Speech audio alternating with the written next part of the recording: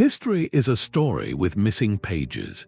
Ancient artifacts defy explanation, and massive structures were built with impossible precision, challenging everything we think we know about the past.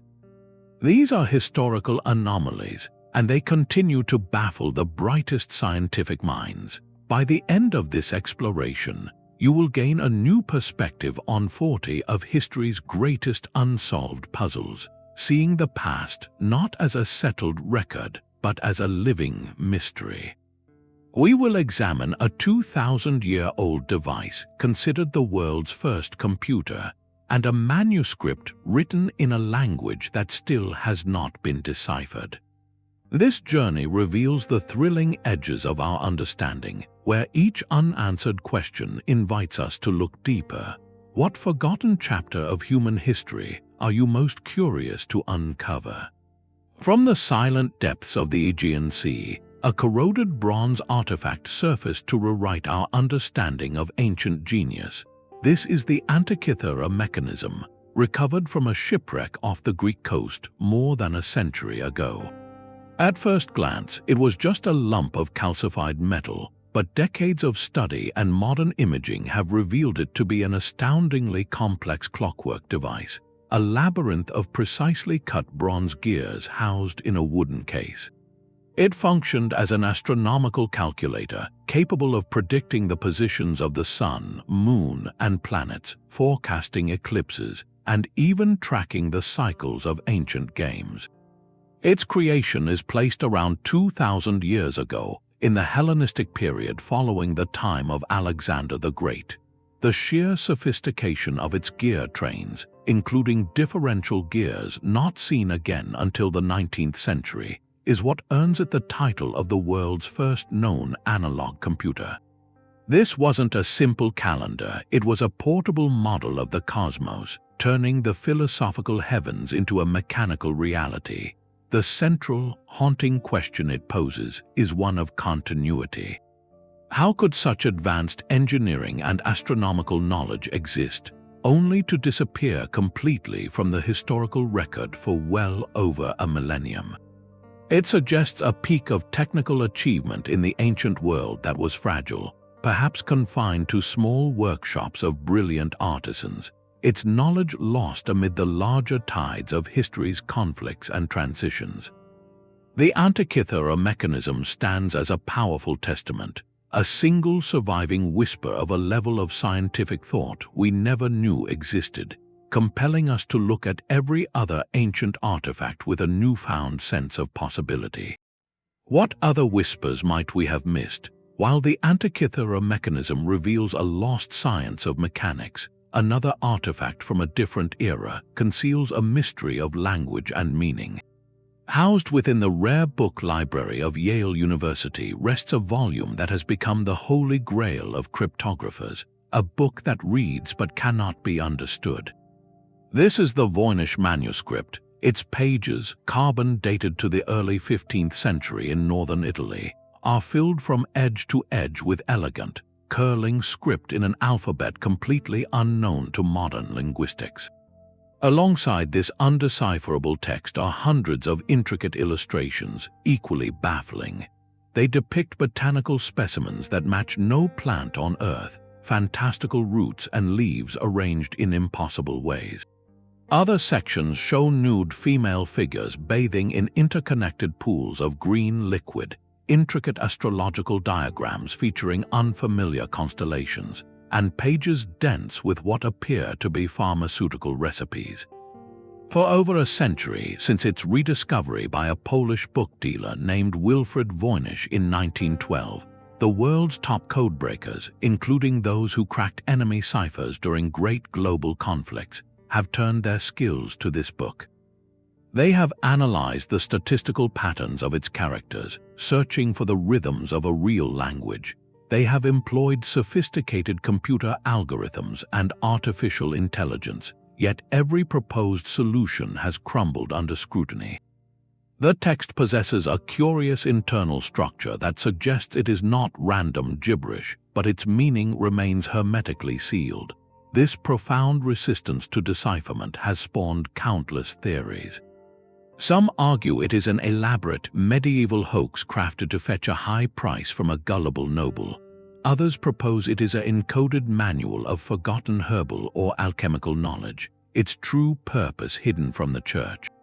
There are even suggestions it records a lost natural language or a constructed tongue for a specific secret society. The enduring power of the Voynich Manuscript lies not in what it says, but in its silent defiance. It is a tangible reminder that the past can guard its secrets with absolute perfection. It represents the frustrating and thrilling limit of our analytical tools, a puzzle that humbles modern intellect by its very existence. If a complete book, physically preserved in excellent condition, can remain a closed book to our understanding, what does that say about the fragments of history we have not yet found? This leads us from mysteries contained within pages to those etched across entire landscapes, on a scale so vast it defies belief. The silent defiance of a single book gives way to the overwhelming presence of a structure so immense it can be seen from space. The Great Pyramid of Giza, the sole surviving wonder of the ancient world, is a monument of such staggering precision that it seems to defy its own era. Built over a period believed to be around 20 years during the reign of Pharaoh Khufu, roughly 4,500 years ago, its statistics are still breathtaking. It consists of an estimated 2.3 million limestone blocks, each weighing an average of 2.5 tons, with some interior granite blocks surpassing 70 tons. The base is a near-perfect square, with sides aligned to the cardinal directions with an error of less than 1/15 of a degree. This alignment to true north, achieved long before the magnetic compass, is an engineering feat that alone sparks endless debate. How did a Bronze Age society with tools of copper and stone orchestrate such a project? Mainstream archaeology presents a compelling picture of immense social organization. It points to a skilled, paid workforce, not enslaved laborers, using ingenious ramp systems, levers, and rollers to move the colossal stones. The recent discovery of a ceremonial ramp at a quarry site in Hatnub offers tangible evidence for such methods. Yet the sheer logistical scale, the mathematical harmony encoded in its proportions, and the absence of any surviving architectural plans leave a persistent gap in our understanding. This gap fuels alternative speculations about lost tools or forgotten methods of levitation or sound, ideas born from the very human desire to explain a triumph that feels, even today, almost superhuman. The pyramid is not merely a tomb, it is a permanent question carved in stone. It challenges our most fundamental assumptions about the limits of ancient technology, resource management, and collective human will. It stands as a testament to what a civilization can achieve when unified by a singular vision, yet it guards the intimate details of its own creation as closely as any pharaoh's treasure. This theme of monumental achievement shrouded in procedural mystery is not unique to the sands of Egypt. It echoes across the globe in structures that seem to whisper of a shared, forgotten language of stone. Across the globe, another civilization expressed its mysteries not in towering peaks, but in perfect spheres. Deep in the humid jungles of Costa Rica's Diquis Delta, hundreds of stone balls lie scattered, some half buried by time, others standing in silent, deliberate arrangements. Ranging from the size of a melon to colossal orbs over 2 meters in diameter and weighing up to 16 tons, these artifacts are the work of a pre-Columbian culture that flourished centuries before European contact. Their material alone poses the first question, carved from gabbro, a hard, granular, igneous rock. Without metal tools, the artisans who created these spheres achieved a symmetry and smoothness that feels almost industrial. The prevailing theory suggests a meticulous process of heating the stone with fire, then cooling it rapidly with water to create fracture lines, before pecking and grinding the surface with other stones over what must have been generations of patient labor. But the greater mystery is not how they were made, but why. What vision compelled an entire society to invest such immense effort into shaping the landscape with perfect geometry? Some spheres were found arranged in straight lines or parabolic curves, leading to speculation they served as astronomical markers tracking celestial events. Others were located near the residences of community leaders, suggesting they were symbols of power, authority, or lineage. Perhaps they were part of a vast cosmological map, representing celestial bodies or spiritual concepts in a tangible, earthly form. The most haunting aspect is their deliberate placement, a clear signal of intent that we can see but cannot read. When these spheres were first documented in the 1930s, many were moved by agricultural companies, forever severing their original alignments and erasing the final clues to their pattern. Today, they stand as silent stone sentinels, a profound cultural expression whose code has been lost. They remind us that a society's most important statements may not be written in words, but arranged in the land itself, waiting for an observer who understands the language of placement. This notion of a landscape itself holding a message leads us to an even more expansive and enduring puzzle, one written not in spheres, but in lines so vast they can only be comprehended from the sky. While the vast lines of the desert present a puzzle of purpose, a small clay jar from an ancient city whispers a mystery of isolated potential. Unearthed from a 2,000-year-old site near Baghdad, this unassuming artifact consists of a simple terracotta pot, a copper cylinder, and an iron rod suspended inside it. If the jar were filled with an acidic liquid like vinegar or wine, the setup would create a chemical reaction between the two different metals, generating a small but measurable electric current. In essence, it bears a striking resemblance to a primitive battery, a galvanic cell. Dating to the Parthian period, centuries before the Common Era, this object immediately sparks the imagination. Was it an ancient power source? The most popular theory suggests it could have been used for electroplating, applying a thin layer of gold or silver onto other metal objects through an electrical process. Yet, no wires have been found with it, and no artifacts from the era show clear evidence of such electroplating. Other scholars propose more mundane explanations, that it was simply a storage vessel for sacred scrolls, with the iron and copper components being merely protective casings that coincidentally create an electrochemical potential. This is the core of the debate, a clash between a breathtaking what-if and the cautious interpretation of archaeological context. The Baghdad Battery, whether a functional device or a curious accident of preservation, represents a profound idea in the history of knowledge, the concept of the isolated spark. It hints that the principles of a technology might be stumbled upon, understood on a small scale, and then fade away without ever being integrated into the broader tapestry of a civilization's progress. It is a tantalizing glimpse of a path not taken, a quiet experiment that never sparked a revolution.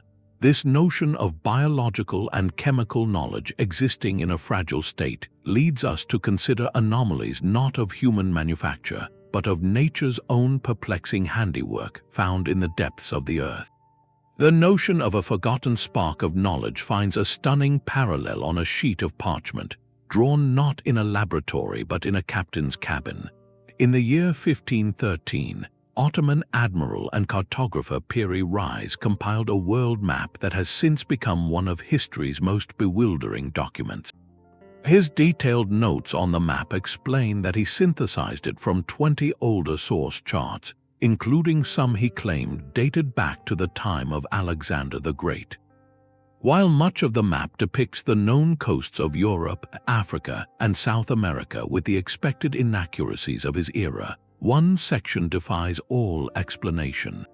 It shows a landmass protruding from the southern Atlantic with a coastline that, when compared to modern seismic surveys, bears an uncanny resemblance to the subglacial topography of Queen Maud Land in Antarctica. This is the profound anomaly. The continent of Antarctica was not officially sighted until the 1800s, and its coastline has been concealed under a sheet of ice for millions of years. The map's depiction suggests knowledge of the continent's shape before the ice claimed it, a geological epoch so distant it predates human civilization as we understand it. So how could a 16th century admiral have access to such information? The most straightforward answer lies in his own notes. He was working from far older source maps that have since been lost to time. This opens a door to a staggering possibility that an ancient, advanced seafaring culture, perhaps one entirely unknown to our history books, possessed the skill and ambition to chart the globe during a prehistoric warm period when the Antarctic coast was exposed. Alternatively, some scholars suggest the landmass could be a distorted interpretation of a southern continent based on legend and guesswork, though the specific topographic correlations make this a difficult position to hold. The Piri Reis Map is more than a cartographic curiosity. It is a direct challenge to the linear narrative of human exploration. It whispers of a cycle of discovery, loss, and rediscovery, hinting that our current age of geographical knowledge may not be the first. It forces us to ask what other charts might have existed in the great libraries of Alexandria or Constantinople, maps that showed a world far more completely understood by our ancestors than we ever dared to believe. This idea of lost information encoded not on parchment but within living beings guides us to our next profound mystery, one written in the very blueprint of life itself. Our own genetic code carries a memory of a world on the brink of oblivion. Deep within the DNA of every person alive today, population geneticists have uncovered a startling echo from our distant past. By tracing back the branches of our shared family tree through complex genomic analysis, scientists have identified a severe constriction in the human lineage. Roughly 70,000 years ago, according to this genetic evidence, the total population of Homo sapiens plummeted to a perilously low level, possibly as few as 1,000 to 10,000 breeding individuals. This was not a local event, but a global genetic bottleneck that brought our species to the very edge of extinction. The entire future of humanity was reduced to a number smaller than the population of many modern villages. This discovery fundamentally reshapes our origin story, revealing that we are not the product of an inevitable, steady expansion, but the descendants of a tiny, resilient group who survived a cataclysm lost to time. The central, haunting question is what force could have so decimated our ancestors across the planet. The leading scientific suspect is a colossal volcanic event, the eruption of Mount Toba on the island of Sumatra. This super-eruption, one of the largest in Earth's recent history, would have spewed thousands of cubic kilometers of ash and aerosols into the atmosphere, potentially triggering a volcanic winter that lasted for years, disrupting climate patterns and collapsing ecosystems worldwide.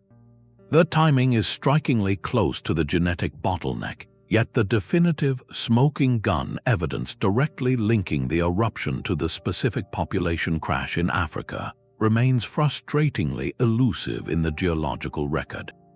This gap leaves the door open to other possibilities, a perfect storm of factors including extreme climate shifts, widespread illness, or intense competition with other hominin species. The bottleneck is more than a statistic, it is a profound existential mystery. It represents a chapter in our own story where the plot nearly ended, and we do not know the villain's exact identity. Surviving such a crisis would have demanded extraordinary adaptability, tight social cooperation, and perhaps a form of practical knowledge passed down through generations. Some researchers speculate that the cognitive and social revolutions we associate with modern humanity, including complex language and symbolic thought, may have been accelerated or even necessitated by this brush with annihilation. The event shaped the genetic diversity of our entire species, creating a foundational unity, but also erasing countless other branches of the human family tree forever. It is a humbling reminder that our presence here is not a given, but the result of a fragile thread of survival, a thread whose origin we are still striving to fully understand. This theme of a lost golden age, a time before a great fall, resonates powerfully in one of humanity's most enduring and detailed historical narratives. The fragile thread of our survival was woven into stories of creation, stories that ancient civilizations carved into stone. Deep within the Temple of Hathor at Dendera in Egypt, a series of intricate bas-reliefs adorn a crypt wall. One particular carving shows a hauntingly familiar scene. Two figures are depicted holding up a large, elongated object that resembles a modern light bulb. Inside this bulb, a snake stretches its body in a wavy line toward a socket-like base, while a pillar supports the entire device, and a two-armed figure seems to grasp the snake. To a modern eye, it is an uncanny depiction of electrical technology, complete with what looks like a filament, a socket, and even cables. This image has fueled a compelling theory that the ancient Egyptians possessed and used electric light, perhaps explaining how they illuminated the deep, windowless interiors of pyramids and tombs without covering the ceilings in torch soot. The visual similarity is so striking it feels deliberate, yet mainstream Egyptology offers a profoundly different, symbolic interpretation. Experts explain that the scene is not a technical diagram, but a rich piece of religious iconography. The bulb is actually a giant lotus flower, a symbol of creation. The snake represents the god Harsomptus, emerging from the lotus as a manifestation of life force and divine power. The supporting pillar is the Djed pillar, symbolizing stability, and the entire tableau illustrates a moment from Egyptian cosmology. This is where the anomaly truly lies, not in the stone itself, but in the space between our perception and the past's intention. It sits at the fascinating intersection of archaeology and modern interpretation, a clear example of how our own technological lens can reshape ancient symbolism. We see a light bulb because that is a fundamental object in our world, but the artisans of Dendera saw a flowering of cosmic order. The question of how they lit their deepest chambers remains, with likely answers being carefully polished mirrors channeling sunlight or the use of oil lamps with clever, soot-catching designs. The Dendera relief challenges us to separate our assumptions from their art, reminding us that the most advanced knowledge encoded in ancient sites may not be of physics, but of philosophy, a sophisticated language of symbols meant to convey truths about the universe that they, and perhaps we, are still striving to fully illuminate. This search for meaning in ancient design leads us to a structure where the stones themselves seem to whisper of celestial alignment. The sophisticated cosmology of ancient Egypt was born from a settled, agricultural society, a model long held as the necessary cradle for civilization itself. Yet, on a windswept hill in southeastern Turkey, a discovery has shattered that foundational assumption. Göbekli Tepe is not a city or a town, but a temple complex of staggering ambition, constructed over 11,000 years ago. This places its creation firmly in the pre-pottery Neolithic era, a time when humanity was still living in small, mobile bands of hunter-gatherers. According to traditional archaeology, such societies simply did not have the surplus resources, hierarchical organization, or settled population required to conceive of, let alone execute monumental architecture. Göbekli Tepe defies this logic completely. The site consists of multiple circular enclosures, each defined by a ring of massive, limestone T-shaped pillars. The largest of these monoliths stand over 5.5 meters tall and weigh more than 10 tons. They were quarried from a local bedrock source, shaped with stone tools, and transported hundreds of meters up a hill before being erected into precise sockets carved into the bedrock floor. The engineering feat alone is breathtaking, but the artistry is what truly mesmerizes. The pillars are not blank. They are adorned with a stunning menagerie of bas-relief carvings, foxes, cranes, scorpions, and boars, all rendered with a fluid, confident style that speaks of a rich symbolic tradition.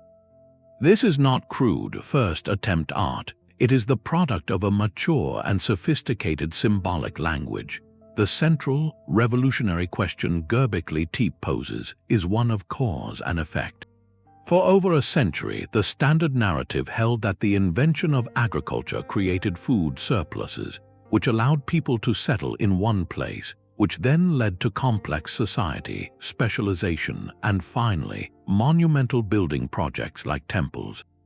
Göbekli Tepe turns this sequence on its head. Here, the temple came first. The evidence suggests that these hunter-gatherer groups from across the region were drawn to this site for a shared spiritual or social purpose.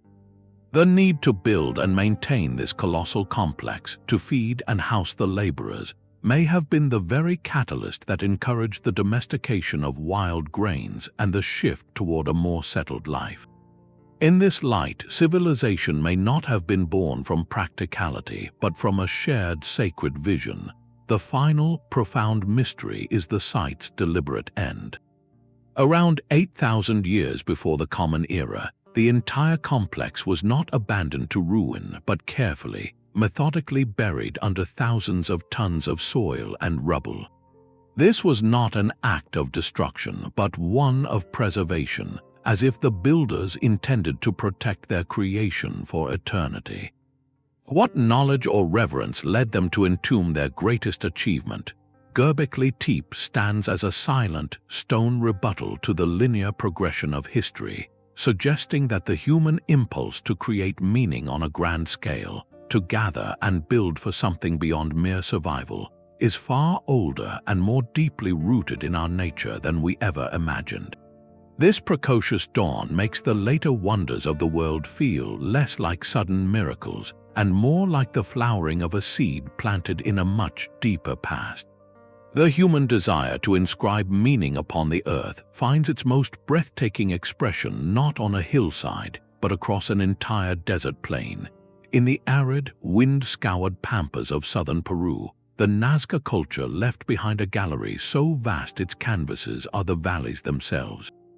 These are the Nazca Lines, immense geoglyphs created between 500 years before the Common Era and 500 years after by removing the dark, sun-baked surface stones to reveal the lighter-colored earth beneath.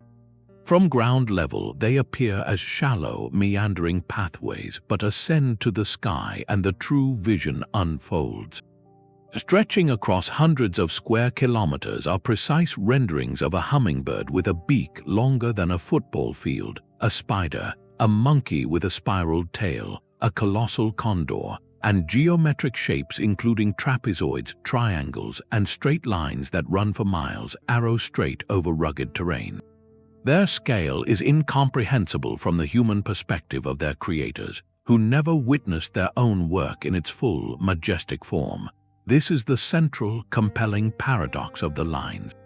How did they achieve such precision over such distances without an aerial viewpoint to guide them? Archaeologists propose sophisticated, yet entirely terrestrial, surveying methods. Simple stakes and ropes could have been used to plot out the designs from scaled-down models, employing basic geometry to enlarge the figures proportionally. The dry, stable climate and the unique soil composition, which forms a hard, protective crust when exposed, have preserved these fragile markings for over a millennium. The greater mystery lies not in the how, but in the why. What profound need drove this society to organize generations of labor to create art meant for a viewer they could never become? The leading theories are as varied as the lines themselves. Some researchers see an astronomical calendar, with certain shapes aligning with solstice sunrises or important star clusters, mapping the heavens onto the earth to track time for agricultural or ceremonial cycles. Others interpret them as sacred pathways, walked during rituals to invoke the deities or spirits represented by the animal figures, perhaps related to prayers for water in an unforgiving landscape. A more poignant idea suggests they were messages or offerings to gods in the sky, a form of communication meant to be seen from above. The Nazca Lines represent a monumental investment in the symbolic, the spiritual, and the intangible. They were not fortifications, aqueducts, or dwellings. They served no practical, survival-based purpose that we can easily recognize. Instead, they are a powerful testament to a civilization's dedication to its cosmology, to making its beliefs permanently visible on a scale that defies time. In their silent, sprawling grandeur, they challenge our modern valuation of utility, reminding us that for ancient cultures, the most essential projects were often those that spoke not to the body, but to the soul and the cosmos. This profound commitment to symbolic expression, to leaving a mark meant for otherworldly eyes, connects to another artistic mystery, one found not on the open desert, but within the deep, hidden caves of Europe. The sprawling art of the desert finds a concentrated echo on a single slab of rock in Scotland. Unearthed in the late 19th century near the town of Clydebank, the Cochno Stone is a massive, flat sandstone panel, roughly 13 meters by 8, that serves as a dense, cryptic canvas from the Neolithic era. Its surface is not merely decorated, it is saturated with over 90 deeply carved symbols, a mesmerizing collection of concentric circles, some surrounded by radiating grooves, interconnected spirals, and countless small, hemispherical pits known as cup marks. This style of rock art, termed cup and ring marks, is found scattered across Atlantic Europe, but the Cochno Stone is a masterpiece of the form. The sheer density and intricate arrangement of its carvings are exceptional, transforming the rock into a complex, possibly unified composition that feels deliberate and laden with meaning. For 5,000 years, these patterns have weathered the Scottish elements, yet their message remains hermetically sealed. We can trace the curves with our fingers, count the rings, and map the connections, but the code to their significance has been erased by time. Were they astronomical charts, mapping the movements of celestial bodies important to the farming communities of the region? Could they have served as territorial markers or records of lineage, a permanent deed written in stone? Many researchers lean toward a spiritual or shamanistic interpretation, suggesting the spirals and concentric circles represent portals, visions from altered states of consciousness, or maps of a cosmological journey.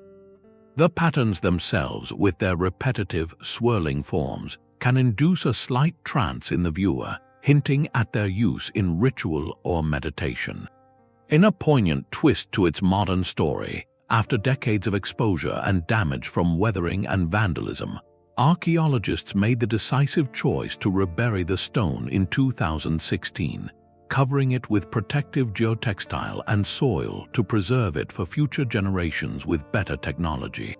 This act, a deliberate return to the earth, feels profoundly symbolic. The Cochno Stone's secrets are now literally kept underground, a conscious decision to let the mystery sleep until we are wiser. It stands, or rather lies hidden, as a powerful symbol of the vast gulf between the symbolic inner world of our ancestors and our own. We share the same capacity for pattern and meaning, but the lexicon that connected their art to their reality is gone, leaving us with a beautiful, frustrating language of shapes we can see but will likely never read. This rock is not an isolated message, but one word in a vast, prehistoric conversation written across the landscape, a conversation we have only just begun to hear. Even the grandest projects can vanish from memory, a truth carved into the very mountains of China. In 1992, in the small village of Longyou in Zhejiang province, a local farmer decided to pump the water out of what he thought was a small, insignificant pond. As the water level dropped, he and his neighbors were met with a sight that defied belief. They were not looking into a natural pool, but into the mouth of an immense hand-carved cavern. This was not a lone discovery. Over the following years, 24 of these artificial caves were uncovered, each one a colossal, underground space hewn directly from the bedrock. The scale is almost incomprehensible. The largest of the Longyou Caves covers over 12,000 square meters, with ceilings soaring as high as 30 meters, supported by massive, evenly spaced pillars of solid stone left in place by the original diggers. Every surface, from the soaring walls to the vast ceilings, is covered in a uniform pattern of parallel chisel marks, a testament to a single, consistent method of excavation that speaks of a highly organized long-term project. The volume of sandstone removed is estimated to be nearly 1 million cubic meters, a quantity of rock that could build a modern sports stadium. Yet, for all this staggering effort, the caves exist in a profound historical silence. There is no mention of their construction in any local chronicle, no folklore passed down through generations, not a single artifact or inscription left inside to date them or name their builders. Scientific analysis suggests they could be over 2,000 years old, perhaps from the Qin or Han dynasties, but this remains an educated guess. The central mystery is not just their age, but their entire reason for being. Why would a civilization undertake a project of such monumental difficulty, only to abandon it and erase all memory of its existence? The caves themselves offer few clues. They lack the statues, frescoes, or burial niches that would mark them as temples or tombs. Their design is starkly functional, with smooth, slanted walls and the rhythmic support of the pillars. This has led to various theories. Perhaps they were simply massive quarries, excavated for the valuable, fine-grained sandstone used in other construction projects. Yet the careful, decorative chiseling on every surface seems excessive for a mere quarry. Could they have been used for secure storage of grain or imperial treasures, or as hidden military barracks? Some researchers note the acoustic properties of the spaces, suggesting they may have served as resonant ceremonial halls for rituals now lost to time. The most haunting possibility is that we are looking at a project that was never finished, halted by war, famine, or a shift in imperial power, its purpose dying with its patrons. The Longyou Caves are a breathtaking anomaly because they represent a paradox of scale, a hole in history as vast as the chambers themselves. They are a silent monument to a forgotten imperative, proof that a society can mobilize immense resources for a goal that, to us, has become utterly invisible. It forces a humbling question: if something this large can be lost, what else have we already forgotten? This idea of forgotten purpose connects to an object that is small in size but immense in its mystery, one that seems to hold the secrets of the stars within its intricate design. Deep beneath the cold, dark waters of the Baltic Sea lies a shape that should not exist. In 2011, a team of Swedish treasure hunters using side-scan sonar made an utterly perplexing discovery. Resting on the seafloor at a depth of about 80 meters was a massive circular object roughly 60 meters across. The sonar image was startlingly clear, showing what appeared to be a perfect disk with a long, trailing track behind it, as if it had skidded to a halt on the muddy bottom. Its surface seemed to be marked by straight lines and right angles, features that in the natural world are extraordinarily rare. To many who saw the image, the resemblance was uncanny. It looked like nothing so much as the Millennium Falcon from Star Wars, a crashed spacecraft resting silently in the abyss. This was the Baltic Sea Anomaly, and its discovery ignited a firestorm of speculation that continues to this day. The initial excitement was electric. Here was potential proof of a non-human technology, an object so geometrically precise it defied any simple geological explanation. Expedition teams reported bizarre phenomena when they approached the site. Their electrical equipment would suddenly fail, cameras would go dark, and satellite phones would lose signal, only to function normally once they moved away. This added a layer of eerie, almost cinematic mystery, suggesting the object was emitting some kind of interference field. Yet, science demands evidence beyond intriguing shapes and anecdotal reports. Subsequent geological surveys by more mainstream researchers proposed a far more mundane, though still fascinating, origin. They suggested the anomaly is most likely a glacial deposit, a large collection of rocks left behind by the retreat of the ice sheets that covered northern Europe thousands of years ago. The straight lines could be explained by natural fracturing, and the disc-like shape a trick of sonar shadow and perspective.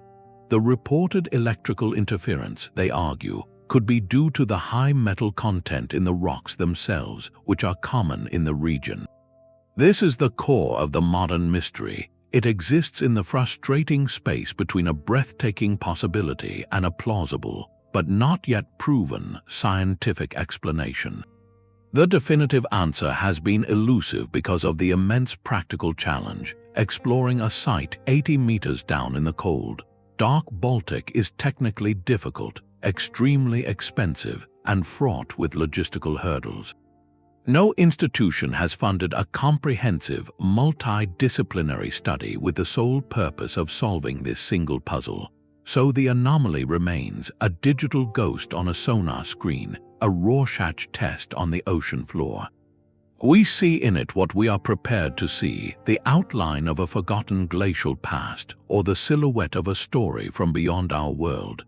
It is a powerful reminder that our own planet, even in the age of satellite mapping, still holds profound secrets in its deepest, darkest places.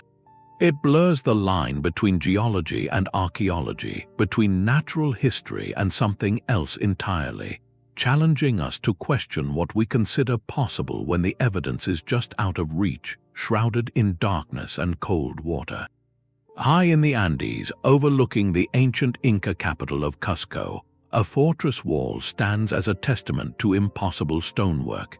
Sacsayhuaman is a sprawling complex of ramps, terraces, and towers, but its defining feature is the staggering perfection of its largest retaining walls. These are not simple stacks of brick. They are built from colossal limestone blocks, some weighing over 120 tons, each one a unique, irregular polygon.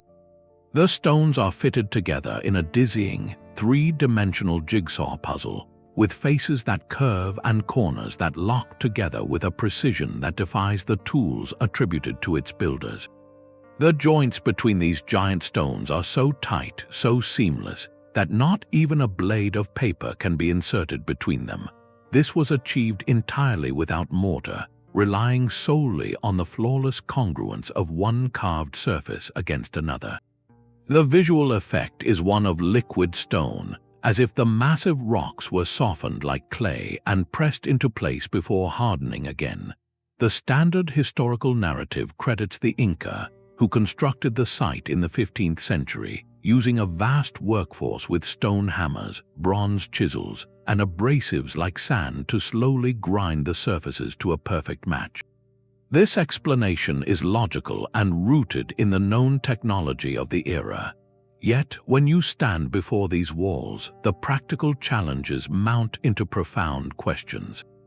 How were these 100-ton monoliths transported from quarries several kilometers away, up and down the steep Andean terrain, without the wheel or draft animals? The likely answer involves an immense coordinated effort of log rollers, rope, and earthen ramps, a feat of sheer human power and organizational genius that is humbling to contemplate. But the greater mystery lies in the final fitting, the concept of shaping such enormous, irregular blocks to achieve that hairline precision, block after block, across a sprawling wall, using only hand tools and abrasives, stretches the imagination. It would require not just immense labor, but an almost supernatural level of skill and patience from the master masons. The most telling clue to the anomaly's depth is found in the archaeological record itself. Later Inca constructions, and even Spanish colonial buildings that reused these stones, lack this insane perfection. The knowledge required to create Sacsayhuaman's signature walls appears as a high watermark, a peak of an engineering tradition that was reached and then, for reasons we do not fully understand, could not be sustained or perfectly replicated. This suggests something powerful, that technological knowledge, even within a single, thriving civilization, is not a constant upward slope. It can reach a zenith under specific conditions, a perfect alignment of master craftsmen, societal will, and perhaps a now-forgotten technique, only to recede again. The walls of Sacsayhuaman, therefore, are more than a fortress. They are a stone-born echo of a lost apex, a reminder that the greatest heights of human artistry and problem-solving can sometimes be so advanced, they become isolated in time, leaving behind a puzzle that whispers of what we are still capable of forgetting. From the solid, undeniable stone of Sacsayhuaman, we turn to a story woven from whispers and shadows. In the world of historical anomalies, some puzzles are built from physical evidence, while others are born from a potent mixture of hearsay and human longing. One of the most persistent tales in this realm involves the so-called Dropa Stones.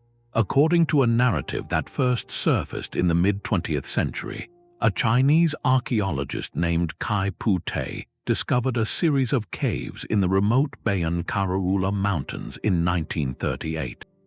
Inside, he allegedly found hundreds of stone discs, each about a foot in diameter with a hole in the center, resembling phonograph records. The story goes that these discs, when later examined, were found to be inscribed with a spiral of tiny, unknown hieroglyphics. A translation, supposedly done by a colleague, revealed an astonishing account. It told of a spacecraft that crashed in the mountains thousands of years ago, piloted by beings called the Dropa. The stranded survivors, the story claims, could not repair their ship and eventually integrated with the local human tribes. To support this, proponents point to unusual skeletal remains reportedly found in the caves, described as small and with large skulls. It is a narrative rich with the ingredients of classic science fiction, a crashed saucer, ancient astronauts, and a hidden chapter of human history. Yet, here is where the story fractures under scrutiny. No credible archaeological institution has ever verified the existence of these discs or the skeletons. The principal figures in the tale, Kai Pu Te and his translating colleague, are untraceable in academic records. The entire account appears to have been constructed from a blend of misidentified artifacts, likely ordinary Neolithic discs, which are common Chinese ritual objects, and a creative, sensationalized magazine article from the 1960s. The Dropa Stones, in all likelihood, are a modern myth, but their enduring presence in discussions of historical mysteries is itself a fascinating anomaly. This tale serves as a crucial checkpoint in our journey. It highlights the powerful human impulse to find extraordinary answers for unexplained artifacts, especially when they involve the tantalizing possibility of otherworldly contact. It reminds us that the line between a genuine, evidence-based puzzle and a compelling piece of cultural folklore can sometimes become dangerously blurred. The persistence of the Dropa story underscores a profound truth. Our fascination with the past is not just about what we find, but about the stories we are desperate to believe. It acts as a cautionary note, urging a balance between open-minded wonder and rigorous skepticism. For every solid stone wall we cannot explain, there may be a shadow story waiting to be dispelled by the light of evidence. This dance between the tangible and the imagined leads us to a very different kind of record, one not of stone, but of living memory, etched into the landscape by a culture that saw the world in a way we are still struggling to comprehend. Scattered across the remote, misty highlands of northern Laos lies a landscape that feels both serene and deeply enigmatic. Here, on the Zion Kong Plateau, the earth is dotted with thousands of colossal stone jars. Carved from sandstone and granite, they stand in silent clusters across hundreds of sites, some solitary, others gathered in groups of several hundred. These are not small containers. Many tower over a meter tall, with the largest specimens reaching nearly 3 meters in height and weighing several tons. Their forms are simple yet monumental, hollowed-out cylinders with some featuring a distinct lip around the rim. Scientific dating places their creation roughly 2,000 years ago during Southeast Asia's Iron Age, yet they exist in a profound historical silence. No associated settlement ruins, no tools left behind, no carvings or inscriptions to name the people who shaped them. They are the ultimate question without a context, a purpose carved in stone that we can no longer read. The most persistent theory, supported by limited early excavations that uncovered human bone fragments and burial goods inside some jars, suggests they served as funerary urns. In this interpretation, the jars might have been used for a practice known as excarnation, where the deceased were placed inside to allow the elements to naturally separate the flesh from the bones before a final burial. Other theories propose more practical uses, perhaps as massive storage vessels for grain, water, or even for fermenting rice, wine, or other communal provisions. Yet, each explanation encounters a stubborn lack of conclusive evidence. If they were for burial, why are the human remains found so sparse and inconsistent across the thousands of jars? If for storage, where are the permanent settlements that would require such a vast, fixed infrastructure? The mystery deepens when considering the logistics. The stone for these jars was quarried from mountainsides, sometimes kilometers away. How were these multi-ton vessels transported and precisely placed across this rugged terrain? The sheer scale of the endeavor speaks of a highly organized, purposeful society, one that has vanished without leaving behind the other traces archaeologists typically rely upon. Adding a profound layer of modern tragedy to this ancient puzzle is the very ground the jars rest upon. During the mid-20th century, the region was subjected to intense aerial bombardment, leaving the landscape perilously seeded with unexploded ordnance.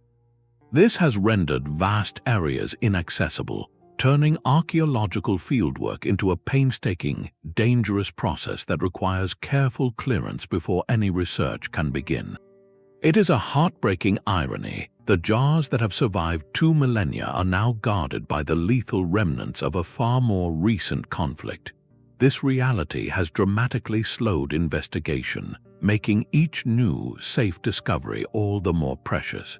The plane of jars thus exists in a dual state of mystery, its original ancient meaning obscured by time, and its modern understanding hindered by the scars of war. They stand as silent, stoic sentinels, enduring through ages of change and conflict, holding their secret close.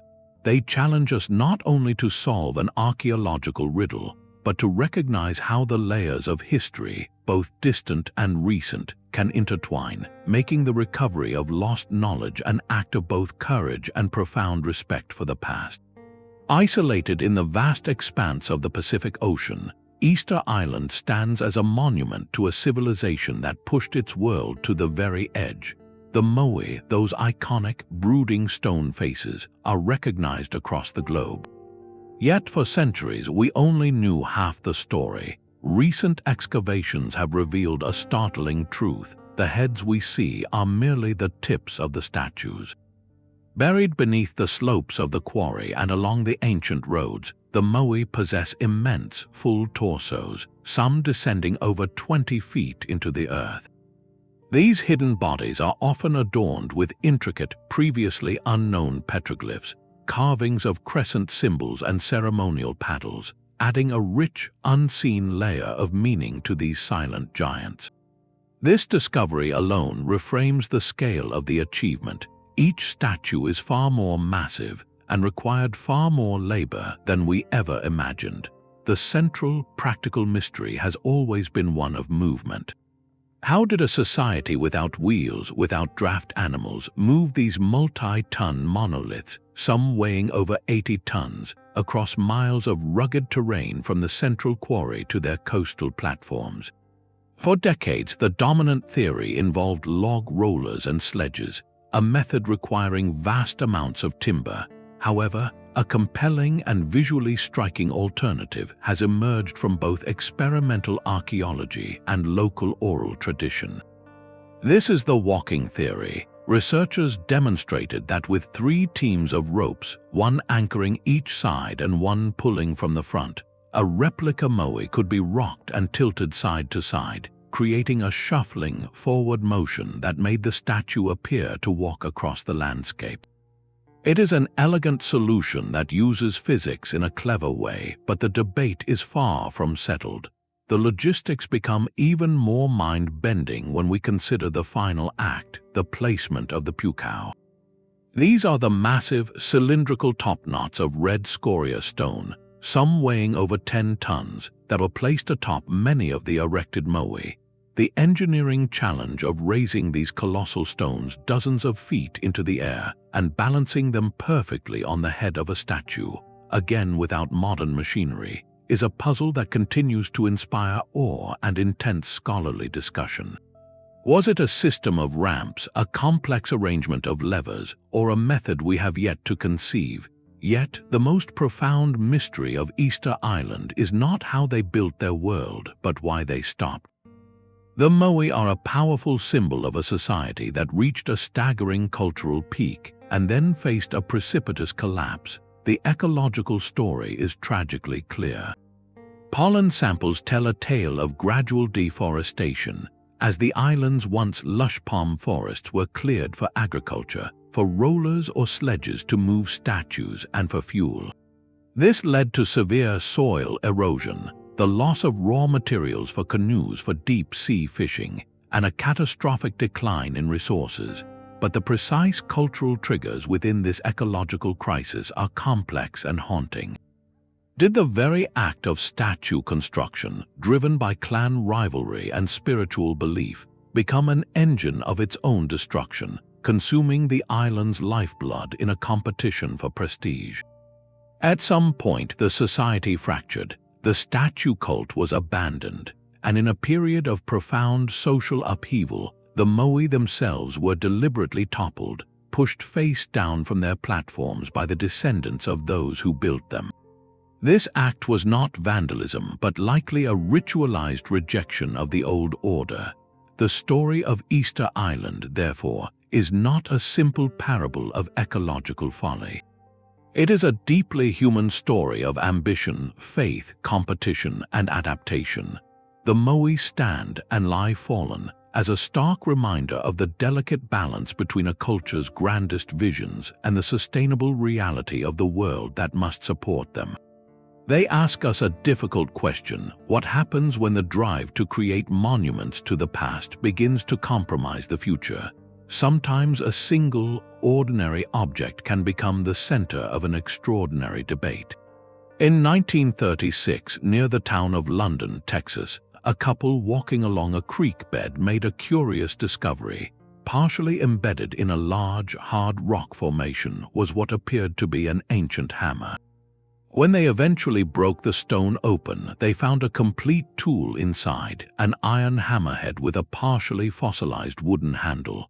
The rock itself was identified as Cretaceous, dating from a period that ended around 66 million years ago. At face value, the implication was staggering: a modern-looking tool sealed inside stone from the age of the dinosaurs. This artifact, known as the London Hammer, quickly became a celebrated piece of evidence for those challenging established geological timelines, cited as proof that human history, or at least intelligent craftsmanship, extends far deeper into the past than science acknowledges. The hammer itself, upon close inspection, is unremarkable. Metallurgical analysis shows it is made of a common type of iron, and its design is consistent with hammers used in 19th century America. There is no mystery in its manufacture. The profound puzzle lies entirely in its context. How did a relatively recent tool become so perfectly and completely encased in ancient stone? Geologists point to a well-understood, if visually misleading, natural process called concretion. In certain conditions, minerals dissolved in groundwater can precipitate out and cement around any object, forming a hard, nodular rock shell over a comparatively short period, perhaps centuries rather than eons. In this scenario, a miner or settler could have simply lost a hammer in a creek bed, where mineral-rich waters gradually built a concretion around it, making it appear far older than it truly is. This explanation fits the observed facts without requiring a rewrite of Earth's history.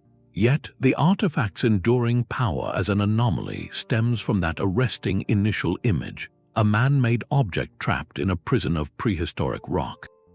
It represents a whole category of finds often called out-of-place artifacts, items that seem to defy their chronological setting. These discoveries, from the Baghdad Battery to the London Hammer, serve a crucial, if unintended, purpose. They act as rigorous tests for both mainstream science and alternative historical models. For mainstream science, they demand clear, evidence-based explanations that can account for the puzzling context without resorting to extraordinary claims. For alternative models, they require a level of scrutiny that goes beyond the initial, exciting premise. The London Hammer, in the end, is likely a fascinating lesson in geological mimicry, a testament to how nature can create perfect, convincing illusions of impossibility. Its true value lies not in overturning textbooks, but in reminding us that the past often presents us with riddles that challenge us to look deeper, to separate the truly revolutionary find from the natural world's clever trick of appearances. The line between a natural landscape and a human monument is not always as clear as we might wish. In the quiet town of Visoko, Bosnia and Herzegovina, a series of rolling, tree-covered hills have become the epicenter of a modern archaeological firestorm. This is the story of the so-called Bosnian Pyramids. In 2005, a businessman and amateur archaeologist named Semir Osmanagic announced a breathtaking claim. He proposed that these hills were not hills at all, but the largest and oldest pyramids on Earth, constructed by a lost civilization over 12,000 years ago. He pointed to their seemingly symmetrical, triangular shapes, their alignment with the cardinal directions, and what he described as paved causeways and tunnels as proof of intelligent design. The idea captivated the global imagination, drawing thousands of tourists and volunteers eager to be part of a paradigm-shifting discovery. It promised to rewrite history, placing Bosnia at the heart of a forgotten, advanced culture. Mainstream archaeology, however, responded with unified and forceful skepticism. Geologists from across Europe examined the site and concluded the hills are entirely natural formations, a type of flat-topped landform common in the region, shaped by millions of years of tectonic uplift and erosion. The paving was identified as natural conglomerate rock, and the tunnels as typical karst cave systems. Every piece of evidence presented by Osmanagic's team has been systematically challenged by professional institutions, who see the project not as science, but as a case of pareidolia, the human tendency to see meaningful patterns like faces in clouds in random natural shapes.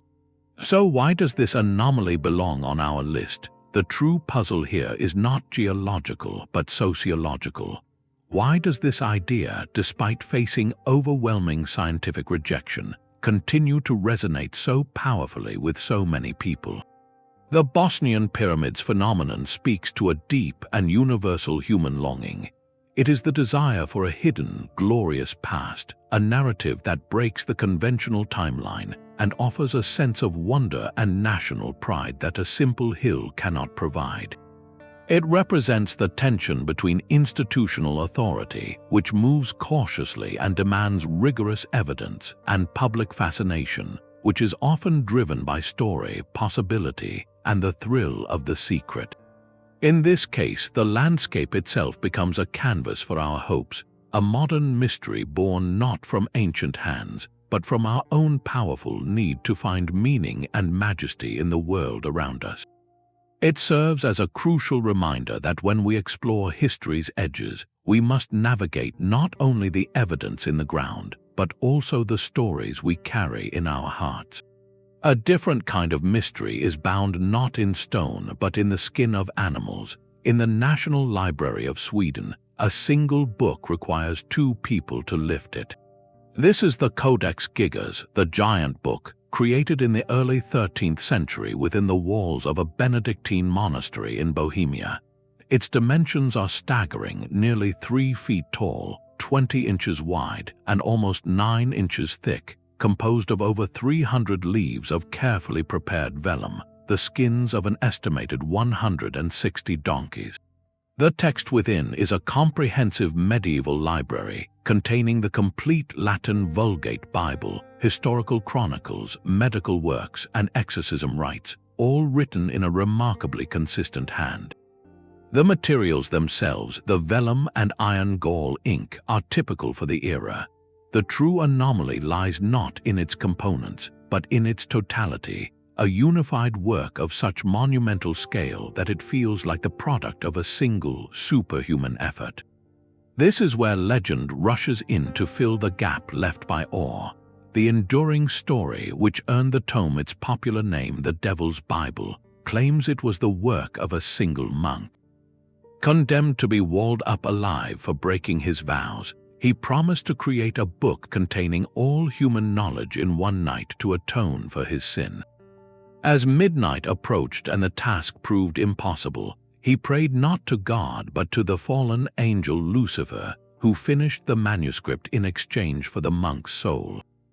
The legend is permanently illustrated on page 290, a haunting, full-page portrait of the devil. He is depicted alone in a void of crimson, a monstrous yet almost forlorn figure with clawed hands and feet, a green face, and 2 small, red tongues protruding from his mouth. This image, positioned opposite a glorious depiction of the heavenly city, creates a profound and deliberate tension within the sacred text. Scholars dismiss the supernatural legend, of course. The consistent handwriting suggests not a single frantic night, but perhaps 30 years of disciplined, solitary work by a single scribe, a lifetime of devotion poured onto parchment. Yet the psychological mystery remains potent and deeply human. What inner world, what crisis of faith or monumental penance could drive a person to undertake such an isolating, physically grueling, decades-long task? Was it an act of supreme piety, a desperate bargain with heaven etched in ink and sweat? Or was it a manifestation of a profound spiritual struggle where the illustrator felt compelled to give equal, vivid weight to the adversary as to the divine? The Codex Gigas transcends being a mere book. It is a psychological artifact, a window into a medieval mind where the boundaries between faith, fear, obsession, and artistry were not clear lines but a swirling palette. It represents the human need to make our deepest internal battles external, to give them weight, size, and a permanent form. We may never know the scribe's name or his true motive, but we hold the colossal result in our hands, a testament to the terrifying and magnificent power of a single, focused human will. The sheer weight of a single human will finds its echo in the collective ambition of an entire culture, expressed not on parchment but across an open field. On the windswept coast of Brittany in northwestern France, the landscape itself seems to have been given a permanent, geometric order.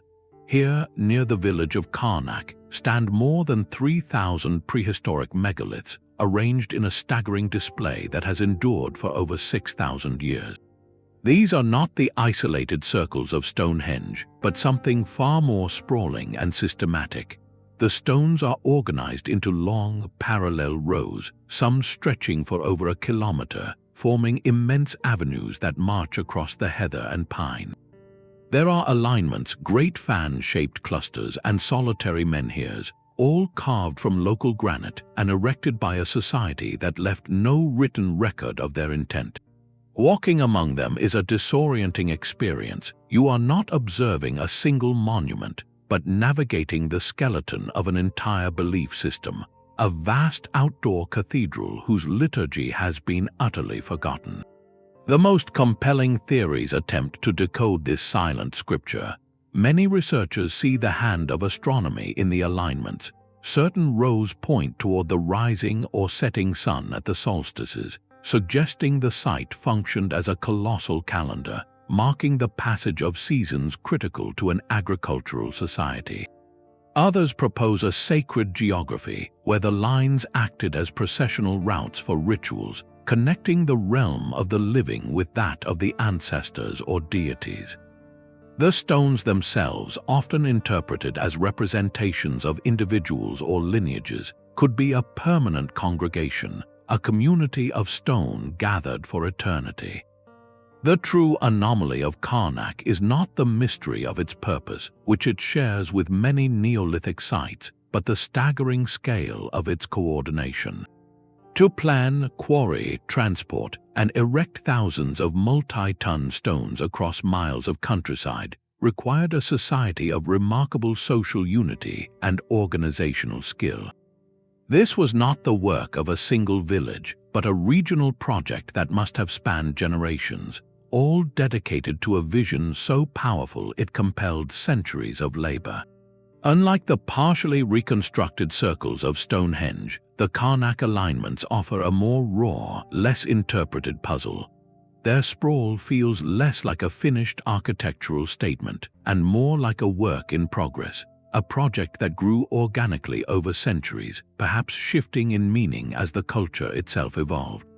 They force us to confront a Neolithic Europe not of isolated, primitive tribes, but of interconnected communities capable of large-scale, long-term collective action in the name of something beyond mere survival. The stones stand as a silent rebuke to the idea that ancient people were solely concerned with the immediate. They invested in the eternal, in aligning their world with the cosmos, and in leaving a mark so vast that even today, we cannot walk among its lines without feeling the profound weight of their unanswered question.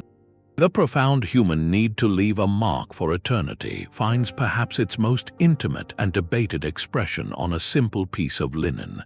Housed within the Cathedral of St. John the Baptist in Turin, Italy, the shroud is a length of hand-woven cloth, just over 14 feet long. Its surface bears the faint, sepia-toned, full-length imprint of a man who appears to have endured the physical trauma consistent with Roman crucifixion. For centuries, this image has been venerated by many as the actual burial cloth of a central figure in the Christian tradition. The reverence surrounding it is immense, but the questions it raises are not solely matters of faith. They are deeply embedded in the realm of material science, creating a puzzle that has resisted resolution for generations. In 1988, a pivotal scientific study was conducted. With permission from the Vatican, small samples from a corner of the shroud were sent to 3 independent laboratories for radiocarbon dating. The results, published with great fanfare, were unanimous. The linen fibers dated to a window between 1260 and 1390, squarely within the medieval period. This finding seemed to settle the debate, labeling the shroud as a remarkable but human-made artifact from the Middle Ages. Yet this conclusion did not end the mystery, it merely deepened it. If the shroud was a medieval creation, then how was the image on its surface produced? This is where science meets a profound and enduring anomaly. The characteristics of the image are extraordinarily difficult to replicate. It is not a painting, as there are no pigment particles brushed onto the topmost fibers. Instead, the coloration is a subtle chemical change in the very cellulose of the linen threads themselves, only 1 fiber deep. The image possesses a perfect 3-dimensional quality, meaning the varying intensity of the stain correlates precisely with the distance a cloth would have been from a body if draped over it. It is a negative image that, when photographed, reveals a startlingly detailed positive likeness. For decades, researchers have attempted to recreate these exact properties using materials and techniques available in the 14th century. They have experimented with acid vapors, heated sculptures, and even primitive photography. While some methods have produced superficially similar results, none have successfully duplicated the full suite of the shroud's unique chemical and optical characteristics with the precision found on the original cloth. This leaves a gap in our understanding that fuels an ongoing dialogue, one that respectfully straddles the worlds of belief and empirical inquiry. From a purely historical and scientific perspective, the Shroud of Turin presents a dual anomaly. First, there is the unresolved question of the image formation process, a problem in chemistry and physics that continues to challenge experts in forensic science and historical artistry. Second, there is the broader cultural mystery of its origin and the artist, if there was one, who possessed such an inexplicable technique. Whether viewed as a sacred relic or a medieval masterpiece of unknown method, the cloth stands as a powerful object lesson. It demonstrates that some artifacts can resist even our most advanced analytical tools, preserving their secrets in the delicate, stained threads of history. The shroud does not ask us to choose between science and faith, but rather challenges both to look deeper, to sit with the humility of not yet knowing, and to recognize that some of history's most compelling whispers are written in a language we are still learning to read. A single weathered coin can carry the weight of an entire untold story. Found in 1957 at a Native American coastal settlement site in Maine, this small piece of silver is known as the Maine Penny. On one side, it bears a crude, stylized cross. On the other, the profile of a long-dead king. Experts identified it as a Norse coin minted during the reign of King Olafkir of Norway, dated to a narrow window between 1065 and 1080 Common Era. Its material and design are unremarkable for its time and place, but its location is nothing short of revolutionary. This is the only pre-Columbian Norse artifact ever discovered within the United States outside of the confirmed Viking settlement at Elance Aux Meadows in Newfoundland, Canada. That fact alone transforms this coin from a curious find into a historical lightning rod. The immediate, thrilling question it poses is direct. Did Viking explorers sail their longships further down the North American coast than we have solid evidence for, perhaps even reaching the shores of present-day New England? The sagas, those epic Norse poems, speak of lands like Vinland, rich with grapes and timber, and the archaeological footprint at Elance Aux Meadows proves they had the capability to cross the Atlantic and establish a foothold. Could the Maine Penny be a lost piece of that puzzle, a physical token dropped by a Norse traveler hundreds of miles to the south? The romantic pull of this idea is powerful, suggesting a map of exploration far more expansive than our textbooks allow. Yet the coin's context tells a more complex and equally fascinating story. It was not found on a lonely beach, but within the layers of a large, centuries-old settlement of the Penobscot Nation, a site used for generations as a seasonal fishing and trading hub. This crucial detail opens a second, compelling possibility. The coin may never have been carried south by a Norseman at all. Instead, it could have traveled the vast, intricate indigenous trade networks that crisscrossed North America for millennia. A Norse object acquired in Newfoundland could have been traded from hand to hand, community to community, moving slowly south over decades or even centuries as a curious item of distant origin, eventually finding its way to Maine. This explanation respects the profound interconnectedness of pre-Columbian societies, which traded goods like copper from the Great Lakes and shells from the Gulf of Mexico across astonishing distances. The Maine Penny's power and its frustration lies in its profound isolation. It is a solitary data point, a single whisper in an empty room. No other Norse artifacts, no ship remains, no structures have been found to corroborate a journey to Maine. Without a pattern, it is impossible to say definitively how it arrived. So, is it proof of Vikings in New England? Not in any conclusive sense, but is it a meaningless accident? Absolutely not. It stands as a tantalizing, open-ended clue, a tangible connection between the old world and the new that existed long before Columbus. It represents the thrilling ambiguity at the heart of historical discovery, where one artifact can simultaneously support two equally plausible, yet radically different narratives. The coin does not give us an answer, It gives us a choice, and in doing so, it beautifully illustrates how a single, silent object can hold two competing worlds of possibility within its thin, silver frame. Beneath the turquoise waves off Japan's Yonaguni Island, the seafloor holds a vision that challenges the eye. Here, at depths where sunlight dances in shafts, massive rock formations rise from the sandy bottom. Their surfaces are not the smooth, rounded shapes of typical underwater geology. Instead, they present a startling geometry, flat terraces stacked like giant steps, sharp 90-degree corners, and what appear to be wide, straight avenues cutting through the stone. To many who first saw them, the impression was immediate and overwhelming. This looked like the sunken plaza of an ancient, forgotten city. The site, discovered in the mid-1980s, quickly became known as the Yonaguni Monument. Proponents of its artificial origin, most notably researcher Masaki Kimura, point to specific features that seem meticulously crafted. They highlight a triangular formation dubbed the Turtle, a pillar that looks like a carved face, and a channel that resembles a ceremonial staircase. The most compelling argument is the sheer concentration of these right-angled forms in one location, a statistical oddity in nature. This vision ties into deep cultural legends, like that of the lost continent of Mu, a Pacific counterpart to Atlantis, suggesting a cataclysmic event submerged a sophisticated culture whose ruins we are only now rediscovering.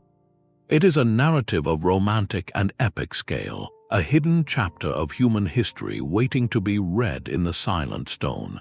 Yet, the scientific consensus offers a profoundly different and equally fascinating interpretation.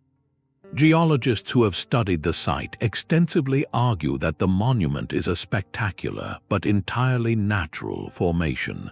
The rock is sandstone, a sedimentary stone prone to fracturing along straight lines due to tectonic stresses. The strong currents in the area act as a natural sandblaster, eroding the stone along these pre-existing cracks and planes, accentuating the sharp edges and creating flat surfaces. The step-like terraces could be the result of differential weathering, where harder layers erode more slowly than softer ones. Even the so-called carved face and turtle shapes can be explained by the random yet directional forces of water and geology over hundreds of thousands of years. This is where the anomaly truly lives, not on the seafloor, but within the human mind.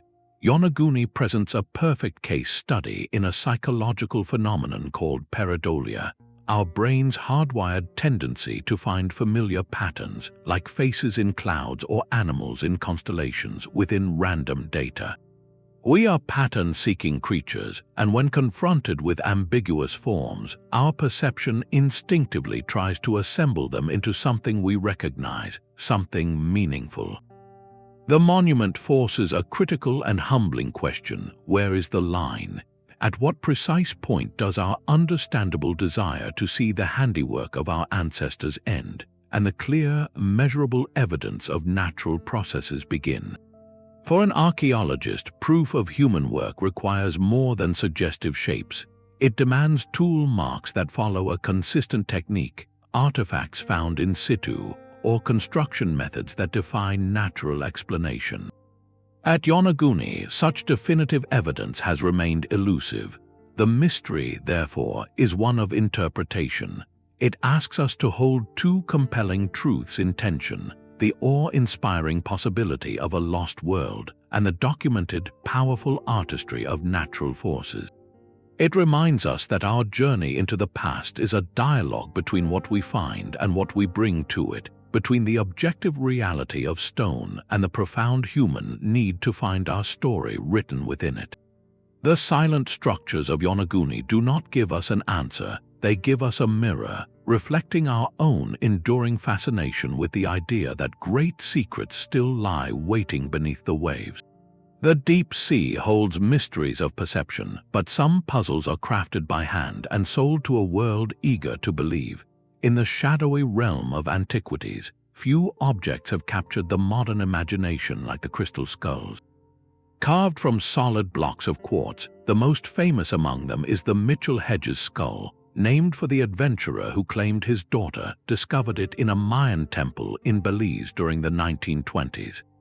With its hauntingly perfect features and detachable jaw, it was presented as a masterpiece of pre-Columbian artistry, an object of such impossible craftsmanship that it seemed to whisper of lost technologies or even otherworldly origins.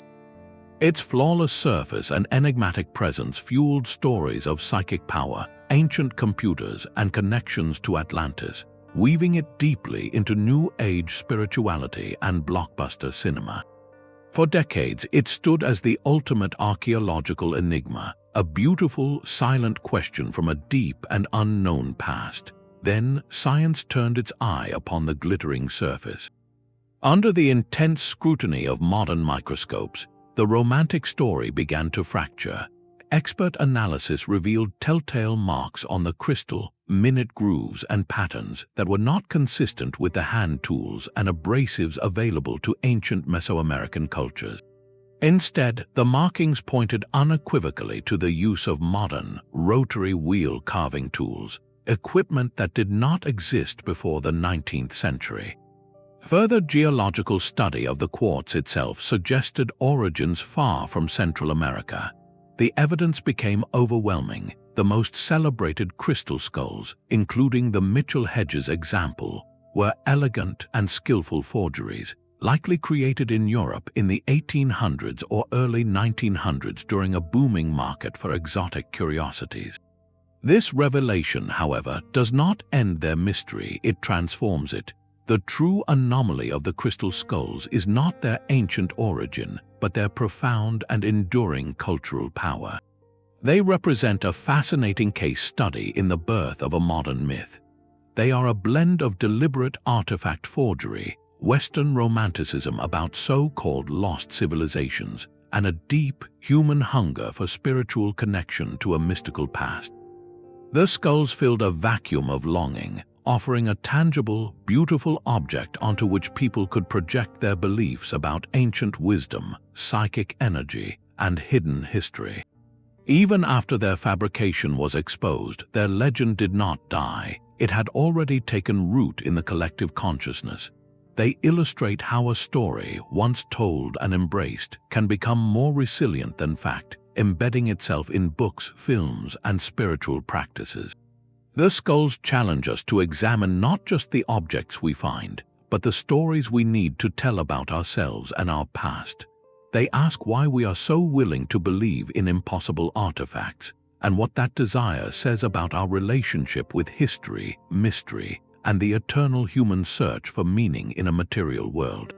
In their gleaming, manufactured faces, we see not the gaze of an ancient priest, but a mirror reflecting our own timeless fascination with the unknown.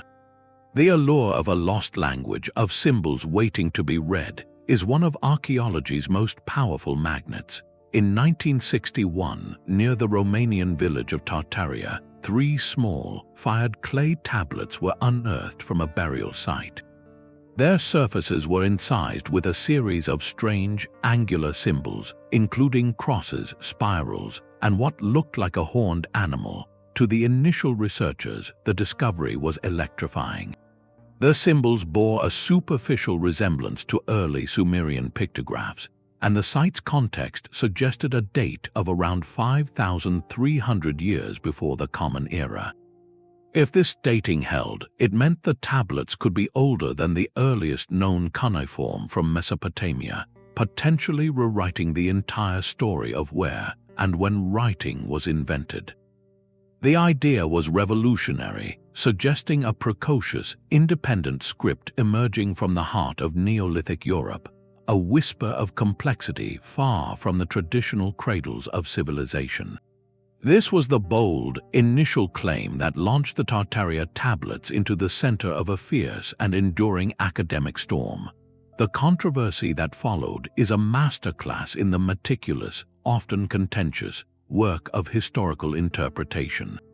As other scholars scrutinized the find, significant questions emerged. The dating of the tablets was tied to the charcoal found in the same pit, but the association was not airtight. Could the tablets have been placed there much later? Some researchers proposed they were actually 1,000 years younger, placing them firmly in a time when writing was already established elsewhere. More critically, linguists and archaeologists began to debate the very nature of the symbols. Were they a true writing system, representing specific words or sounds in a structured language? Or were they something else entirely, perhaps ritual symbols, ownership marks, or a form of proto-writing used for accounting or ceremonial purposes without the full complexity of a script? The symbols themselves are few in number and lack the repetitive, linear sequences characteristic of true writing used for record-keeping. This distinction is the heart of the anomaly. It forces us to ask where we draw the line between decorative art, symbolic communication, and a full-fledged writing system. The stakes of this debate are incredibly high, because to identify the first writing is to identify one of humanity's most transformative inventions. The moment thought could be captured outside the mind and transmitted across time. Today, the consensus among most scholars leans away from the tablets being a true, independent script older than Sumer. The prevailing view sees them as a fascinating example of Neolithic symbolism, possibly connected to Vinca culture artifacts found across southeastern Europe, which also bear similar marks. Yet, a definitive verdict remains elusive. The Tartaria Tablets persist as a powerful and instructive puzzle. They exemplify the fragile nature of archaeological evidence, where a handful of small objects can support world-shaking theories that must then withstand the rigorous pressure of peer review and evolving methodology. They remind us that the past often speaks in fragments and whispers, and our desire to hear a clear sentence in those whispers can sometimes outpace the evidence. The tablets are not a closed case but an open question, a permanent reminder that the origin of writing, like so many other human innovations, may be a more tangled, widespread story than any single discovery can tell. Granite can carry a message meant to outlast its creators by centuries. In 1980, in a rural field in Elbert County, Georgia, a set of massive stone slabs was erected under a veil of deliberate secrecy. Known as the Georgia Guidestones, this monument consisted of 4 granite panels, each standing over 16 feet tall and arranged in a spoke pattern, capped by a heavy square tablet. Its physical construction was a modern engineering feat, but its true purpose was philosophical. The stones were inscribed with 10 guidelines for humanity, presented in 8 different languages, including English, Spanish, Russian, and Arabic. The messages ranged from practical calls for wise population management and environmental balance to more abstract ideals about guiding reproduction wisely and avoiding petty laws. A smaller tablet nearby offered notes on the monument's dimensions and astronomical alignments, and it contained the only clue to its origin, a cryptic line listing the sponsors as a small group of Americans who seek the age of reason. No names were ever publicly attached. This was the core of the anomaly, a message carved in stone for the future, whose authors chose to remain completely anonymous in the present. In an age of relentless publicity and recorded history, this intentional obscurity was itself a profound statement. It forced the focus away from individual personalities and onto the ideas themselves, transforming the stones into a pure, unsourced artifact from the late 20th century. The guidelines were not laws but provocations, a set of principles meant to spark discussion, debate, and perhaps serve as a resilient kernel of thought in case of future societal collapse. The mystery of its sponsorship fueled endless speculation from secret societies to wealthy eccentrics, but the anonymity held firm. Then, in 2022, the anomaly entered a new and violent chapter. The monument was severely damaged in an explosion and later partially demolished for safety reasons. This act of destruction did not solve its mystery, it completed it. The Guidestones transitioned from a living puzzle to a modern relic, a fragment of enigmatic thought from a specific cultural moment, now physically fractured by the tensions of a new era. Its story embodies a full cycle: creation, cryptic endurance, and a sudden, dramatic return to the fragility it was meant to transcend. Unlike the ancient mysteries we have explored, the Guidestones were a contemporary conscious choice to create an archaeological puzzle for the future.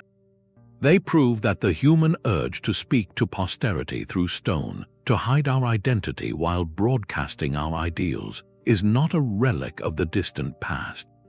It is an impulse alive in the modern world, showing that the line between a Neolithic standing stone and a 20th century granite manifesto is thinner than we might think.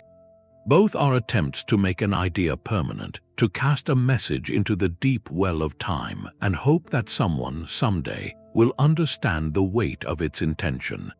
High on the windswept Bolivian Altiplano, a puzzle lies scattered in geometric ruin.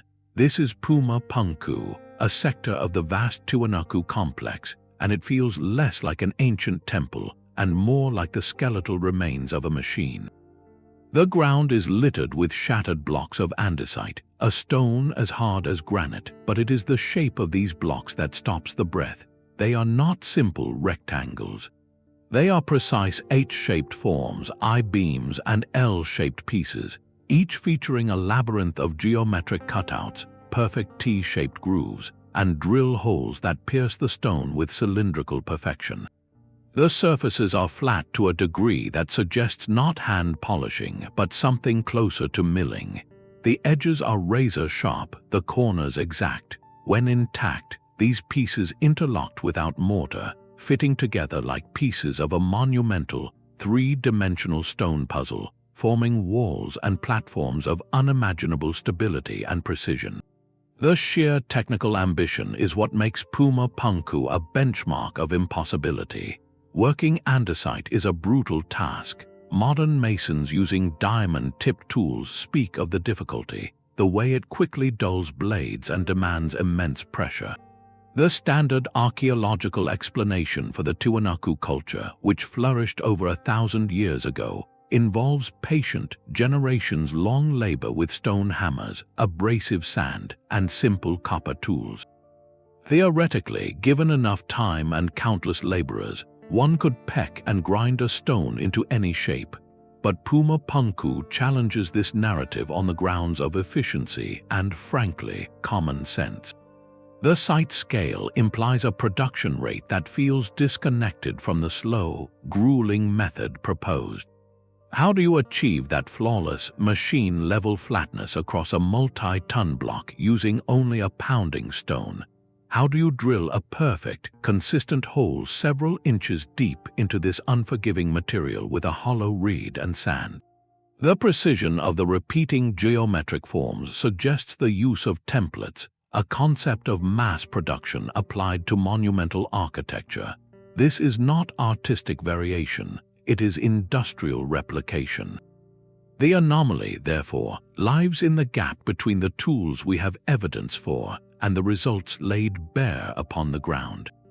It forces a difficult question: could a society achieve such a zenith of stoneworking through sheer collective will and time, developing a lost mastery of vibration, sound, or a forgotten compound that could temporarily soften stone? Or does Puma Punku stand as a fossilized fingerprint of a technical process we have simply failed to recognize?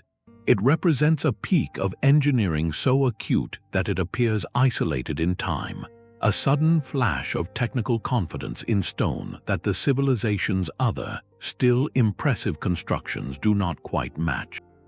To walk among its ruins is to walk through a field of frozen questions, where every sharp edge and perfect groove whispers not of gods or aliens, but of human artisans whose most profound skill, the exact method of their hands, has vanished as completely as the walls they once built. While the stones of Puma Punku represent a genuine peak of lost craftsmanship, another set of Peruvian stones tells a very different kind of story. In a private museum in the town of Ica, thousands of carved stones fill display cases, each one presenting a scene that seems to tear pages from the history books. These are the Ica Stones, and their imagery is deliberately shocking. They depict humans interacting with dinosaurs as if they were domestic animals, performing what looks like advanced surgical procedures like heart transplants, and using telescopes to observe comets. According to the narrative that grew around them, these stones were discovered in ancient burial caves and proved the existence of a forgotten, hyper-advanced civilization that coexisted with prehistoric creatures and possessed knowledge rivaling our own. It was a storyteller made to challenge everything we thought we knew about human development, offering a secret, dramatic past that was far more exciting than the conventional archaeological record. The stones themselves became physical trophies of this thrilling, hidden history. The mystery, however, unraveled with a startling confession. The man who had supplied the vast majority of the stones, a farmer named Basilio Ashuya, eventually admitted that he and his family had carved them themselves using modern tools. He explained how he would age the stones by baking them in cow dung to give them a patina of antiquity. His motivation was simple: he could sell these curiosities to collectors and tourists for a living. The carvings were inspired by comic books, textbooks, and popular science magazines, a pastiche of modern ideas projected onto an ancient-looking canvas. With this admission and the lack of any credible archaeological context, the scientific community dismissed the stones entirely as a clever 20th-century hoax. Yet here lies the true and more fascinating anomaly. Despite the debunking, the Ica stones never truly faded away.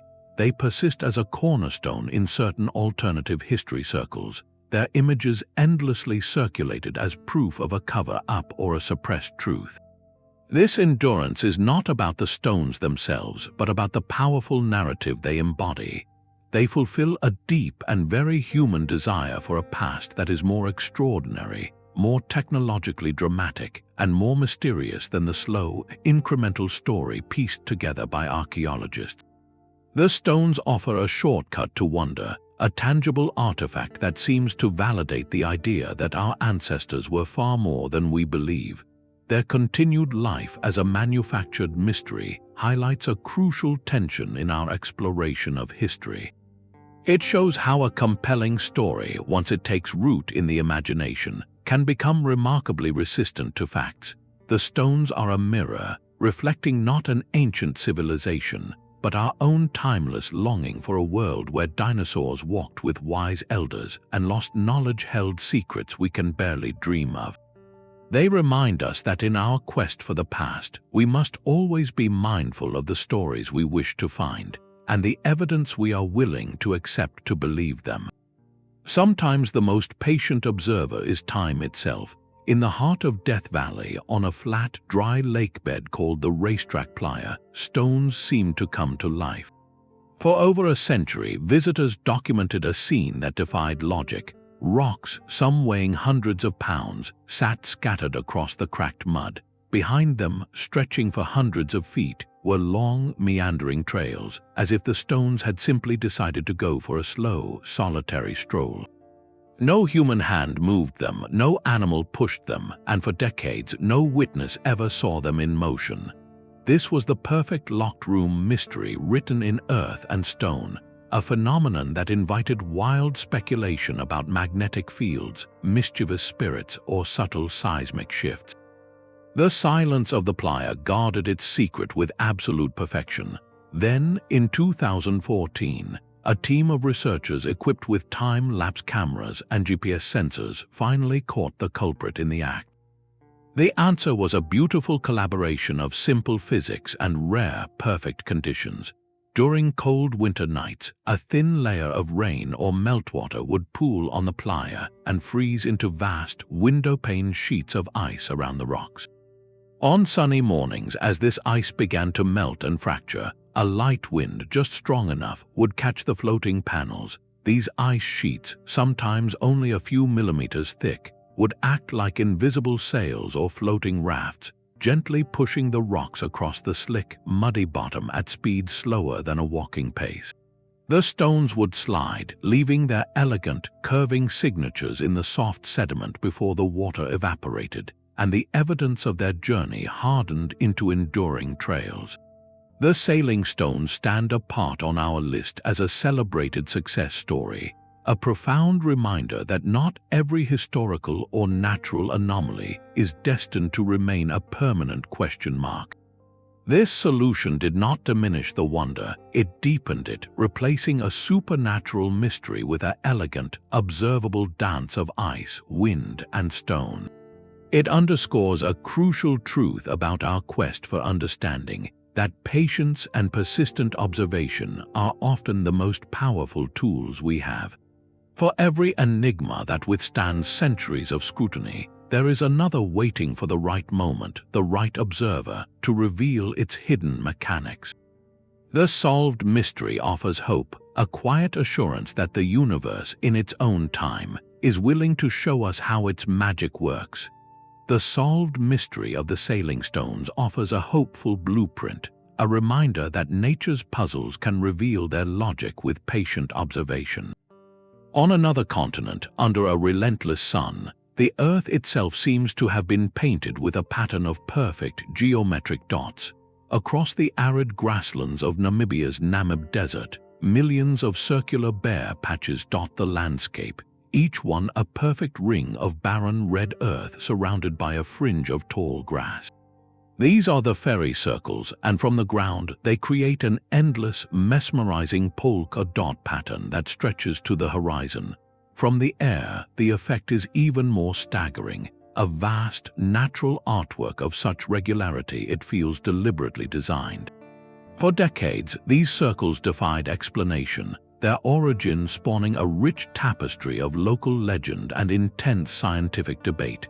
Some stories spoke of the footprints of gods or the breath of a subterranean dragon. To scientists, they presented a classic ecological riddle. What force or combination of forces could create such uniform, repeating structures across hundreds of miles? The two leading theories framed a battle between biology and botany. One camp pointed to termites, specifically the sand termite, suggesting that colonies were clearing vegetation from around their nests, creating these barren patches to capture scarce rainwater. The other camp proposed a purely plant-based explanation, a phenomenon known as self-organization. In this model, the grasses themselves, in their fierce competition for the desert's precious water, organized into a pattern that maximized survival for the whole community. The stronger grasses on the edges would suck resources from the center, creating a dead zone, but the open patch then acted as a reservoir, channeling rainwater outward to nourish the surrounding ring. For years, evidence seemed to swing back and forth, with each side presenting compelling data. It was a natural world anomaly in real time, a living laboratory of competing ideas. Then, much like the time-lapse revelation on the racetrack playa, a combination of long-term study and sophisticated modeling began to tip the scales. Extensive field research, including the exclusion of termites from certain areas, showed that the circles could form even in their absence. Mathematical models demonstrated how the simple rules of plant competition for water could indeed generate these strikingly regular patterns spontaneously.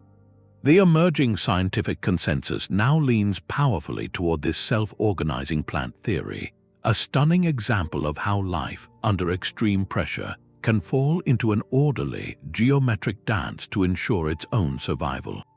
The fairy circles, therefore, represent a different but equally vital category of historical anomaly, one written not by human hands but by the silent, collective logic of an ecosystem. Their resolution underscores a profound truth that mysteries are not confined to temples and artifacts. They are woven into the very fabric of the living world, in the patterns of grass and the tracks of stones. They teach us that curiosity, applied with rigor, can decode the language of the landscape itself, revealing that what looks like magic from a distance is often a breathtakingly elegant solution to the simple, urgent problem of staying alive. But not all mysteries are written in stone or etched into the landscape. Some are written in the very air we breathe, heard by only a few. In the quiet desert town of Taos, New Mexico, and in distant places like Bristol, England, a persistent, low-frequency hum infiltrates the silence for a small fraction of the population. This is the Taos Hum, a sensory anomaly that exists not as a physical object to be studied, but as a subjective, deeply personal experience. Those who hear it describe it as a distant diesel engine idling, a deep vibration felt in the bones as much as heard by the ears. It is a sound that appears and vanishes, often more noticeable indoors at night when the world is still, a private soundtrack of unexplained origin. Official investigations have been launched, with teams of scientists and engineers deploying sensitive equipment to capture the elusive noise. They have searched for sources in industrial machinery, power lines, and even military communications. They have considered geological causes, like the subtle, constant shifting of tectonic plates generating ultra-low frequency waves. Yet time and again, the microphones and seismographs record nothing unusual. The measurable environment offers no clue to match the persistent reports. This disconnect points to another, more intimate possibility, that the hum is not an external sound at all, but an internal one. For some individuals, it may be a form of tinnitus, a perception of sound generated by the auditory system itself. Or it could be an extreme sensitivity, where certain people can hear low-frequency noises that are present in all modern environments, but are typically filtered out by most brains as background static. The Taos Hum, therefore, sits at the fascinating and frustrating intersection of the objective and the subjective. It is a reminder that our perception of reality is not a perfect recording, but a constructed experience. Two people can stand in the same spot, one hearing a maddening, omnipresent drone, the other hearing only the wind. Which reality is true? The anomaly challenges our very methods of inquiry, because how do you prove a sound that only some can hear? How do you map a mystery that exists not in the shared world, but in the private space of individual perception? It represents a different class of historical puzzle altogether, one written not in artifacts, but in the fragile and variable medium of human consciousness. It asks us to consider that some of the past's most enduring whispers might not be echoes from ancient stones, but signals from within ourselves, waiting for a science subtle enough to listen. Deep beneath the waves, a sound was born that would capture the world's imagination. In the summer of 1997, an array of underwater microphones operated by the United States National Oceanic and Atmospheric Administration was listening to the Pacific Ocean's deep, quiet song. These hydrophones, originally placed to monitor Soviet submarines during an earlier era of global tension, had been repurposed for science, eavesdropping on the natural symphony of the seas. That year, they recorded something extraordinary. It was an ultra-low-frequency sound, so powerful it was detected by sensors over 3,000 miles apart. The sound rose rapidly in frequency for about a minute, then faded into the abyssal silence. The scientists who first analyzed the recording gave it a name that captured its strange, almost organic quality, the bloop. When they sped up the audio to make it audible to human ears, it did not sound like geology. It sounded alive, a deep, mournful moan that seemed to come from the throat of something colossal. Given its immense volume and unique acoustic signature, the immediate, thrilling question was unavoidable. Had they heard a creature? The sheer energy required to produce such a sound suggested a biological source larger than any animal known to science, even the great blue whale.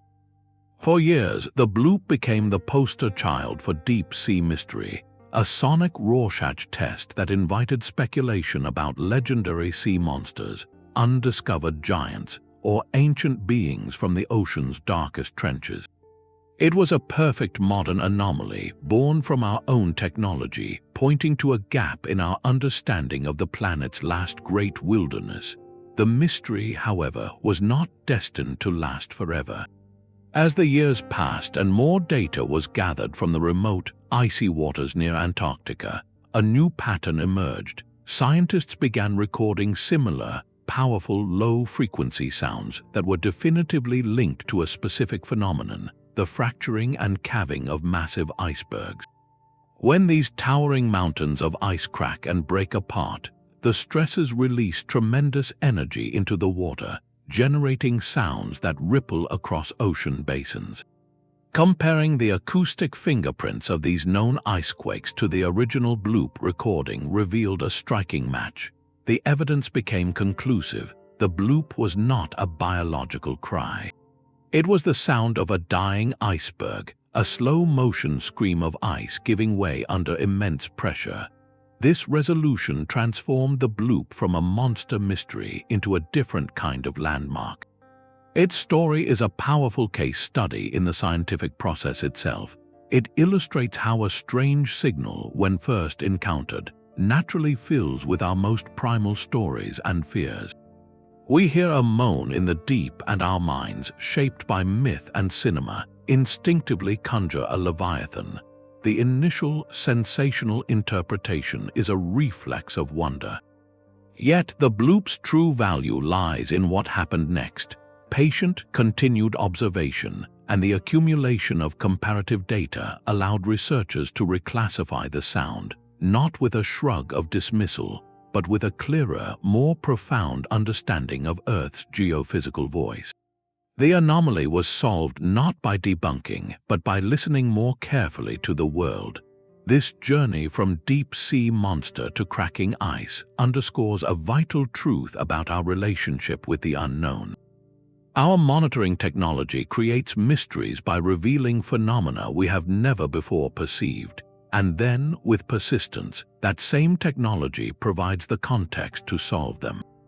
The hydrophones did not fail us. They succeeded twice, first by detecting a puzzle, and then by gathering the clues that led to its answer.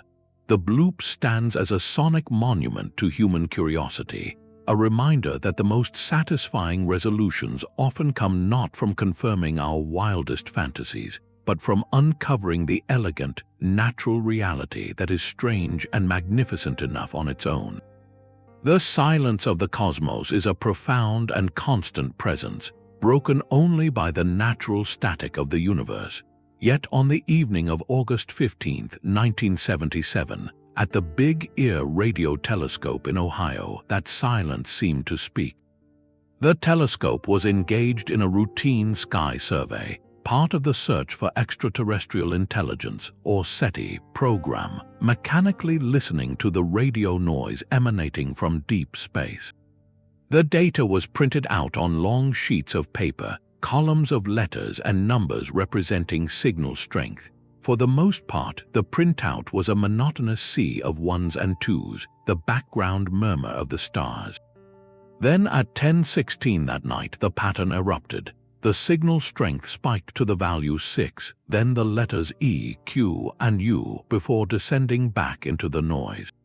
It lasted for exactly 72 seconds, the precise duration a fixed point in the sky would drift through the telescope's stationary beam. When a volunteer researcher named Jerry Amon reviewed the data printout days later, he was so stunned by the perfect, narrowband characteristics of the signal that he circled the sequence in red pen and wrote a single, emphatic word in the margin: "Wow." That exclamation gave the event its immortal name, the Wow signal. What made this burst of data so extraordinary was its specific fingerprint. Natural cosmic objects like pulsars or quasars emit radio waves across a wide range of frequencies, a broadband cacophony. An artificial signal, one engineered for communication, would be concentrated into a very narrow band, a clear, pure tone against the static. The Wow signal was exactly that, a powerful, narrowband radio transmission appearing to originate from the direction of the constellation Sagittarius. It matched the theoretical profile of a beacon from an intelligent civilization perfectly. Yet as quickly as it arrived, it vanished. Despite decades of dedicated efforts, using far more sensitive equipment to scan that same patch of sky. The signal has never been heard again. It was a one-time cosmic shout, or perhaps a whisper, that reached our ears and then retreated into eternal silence. This singular event sits at the heart of a profound scientific and philosophical dilemma. The lack of repetition is what makes it so frustrating and so tantalizing. If it was a natural phenomenon, why have we never observed anything like it since, despite constantly listening? If it was artificial, why would a civilization transmit a powerful beacon just once? Explanations have been proposed, from a comet's hydrogen cloud passing through the telescope's view to a reflected signal from human-made space debris, but each has failed to fully account for the signal's unique properties. The WOW signal, therefore, is not evidence of alien life. It is something perhaps more poignant. It is evidence of a profound and enduring question. It represents the ultimate cosmic anomaly, a perfect candidate that refuses to either confirm itself or fade away. It is a 72-second reminder of how vast and quiet the universe truly is, and how a single, unexplained blip on a printout can forever alter our sense of place in the cosmos, fueling the hope that one day the silence might speak again, and this time it will have something more to say. A single word carved into a tree stands as the last known message of an entire community. In the late 16th century, England made its first serious attempt to plant a permanent colony in the New World, on the small, sandy island of Roanoke, off the coast of present-day North Carolina. The settlement, established in 1587 under the leadership of John White, included over 100 men, women, and children. Their story began with hope but quickly turned to uncertainty. When supply ships from England were delayed by war, Governor White was forced to sail back across the Atlantic to secure resources, leaving his family, including his newborn granddaughter Virginia Dare, behind. He did not return for 3 long years. When he finally landed in 1590, he found a scene of profound and silent abandonment. The fort and cottages had been carefully dismantled, not destroyed in conflict. There were no signs of struggle, no graves, and no people. The only clue was a single word carved into a post of the fort's palisade, Croatoan, and the letters CRO carved into a nearby tree. This was not a panicked scrawl, but a deliberate, calm signal, left according to a pre-arranged plan to indicate where the colonists had gone. Croatoan was the name of a nearby island, home to a community of Native Americans who had been generally friendly to the English, as well as the name of the people themselves. The message should have been a clear map, yet a sudden storm and a near mutiny among his sailors prevented White from sailing the short distance to investigate. He returned to England, and the colonists were never seen by European eyes again. Their disappearance became the first great, haunting mystery of English America, a cold case that has simmered for over 4 centuries. The leading historical theory, supported by later English accounts and oral traditions from neighboring tribes, suggests the colonists did exactly what their carving implied. Facing hardship and dwindling supplies, they likely split into smaller groups and sought refuge with the Croatoan people or other allied communities, gradually integrating through marriage and cultural exchange. Some reports from later settlers mention encounters with Native Americans who had gray eyes, spoke English, or used European tools, whispers of assimilation echoing through the woods. Yet, the definitive proof, the archaeological evidence of a blended community or a final resting place, has remained elusive. The dense forests and shifting sands of the Outer Banks have guarded their secrets well. This anomaly is different from the technological puzzles we have explored. It is a human mystery, a story of fragile community and difficult choices at the edge of a known world. The power of the Roanoke story lies not in a physical object we cannot explain, but in the profound silence that followed a single, clear clue. It represents the fragile thread of history where entire chapters of human experience can vanish, leaving behind only a name carved in wood and a legacy of unanswered questions. It reminds us that the past is not just about what was built or invented, but about the countless personal stories, the quiet decisions, and the ultimate fates of ordinary people, all of which can dissolve into the landscape, leaving us to piece together their echoes. The line between a private thought and a public epidemic can be terrifyingly thin. In the sweltering summer of 1518, the city of Strasbourg became the stage for one of history's most bewildering and tragic events. It began simply with a single woman, Frau Trophia, stepping into the street and beginning to dance. There was no music, no celebration, only a compulsive, relentless movement that she could not or would not stop. She danced for hours, then days, until her feet were bloody and her body was on the verge of collapse. Within a week, the solitary dance had become a contagion. Dozens, then hundreds of other citizens joined her, gripped by the same irresistible urge to move without rest.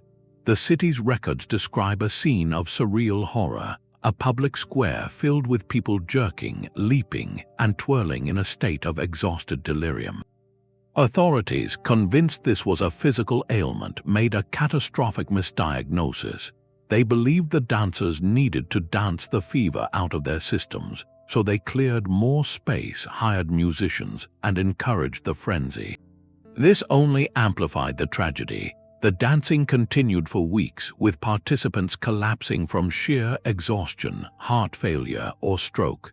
The final toll numbered in the hundreds affected, with dozens losing their lives to this inexplicable compulsion. The historical documents are stark and clear, leaving no doubt that this event occurred. The profound mystery is not whether it happened, but why. What force could override basic human survival instinct to such a catastrophic degree? Modern science offers several compelling, yet incomplete, explanations, each a window into the fragile interplay of mind, body, and society. One prominent theory points to a physical cause, ergot poisoning.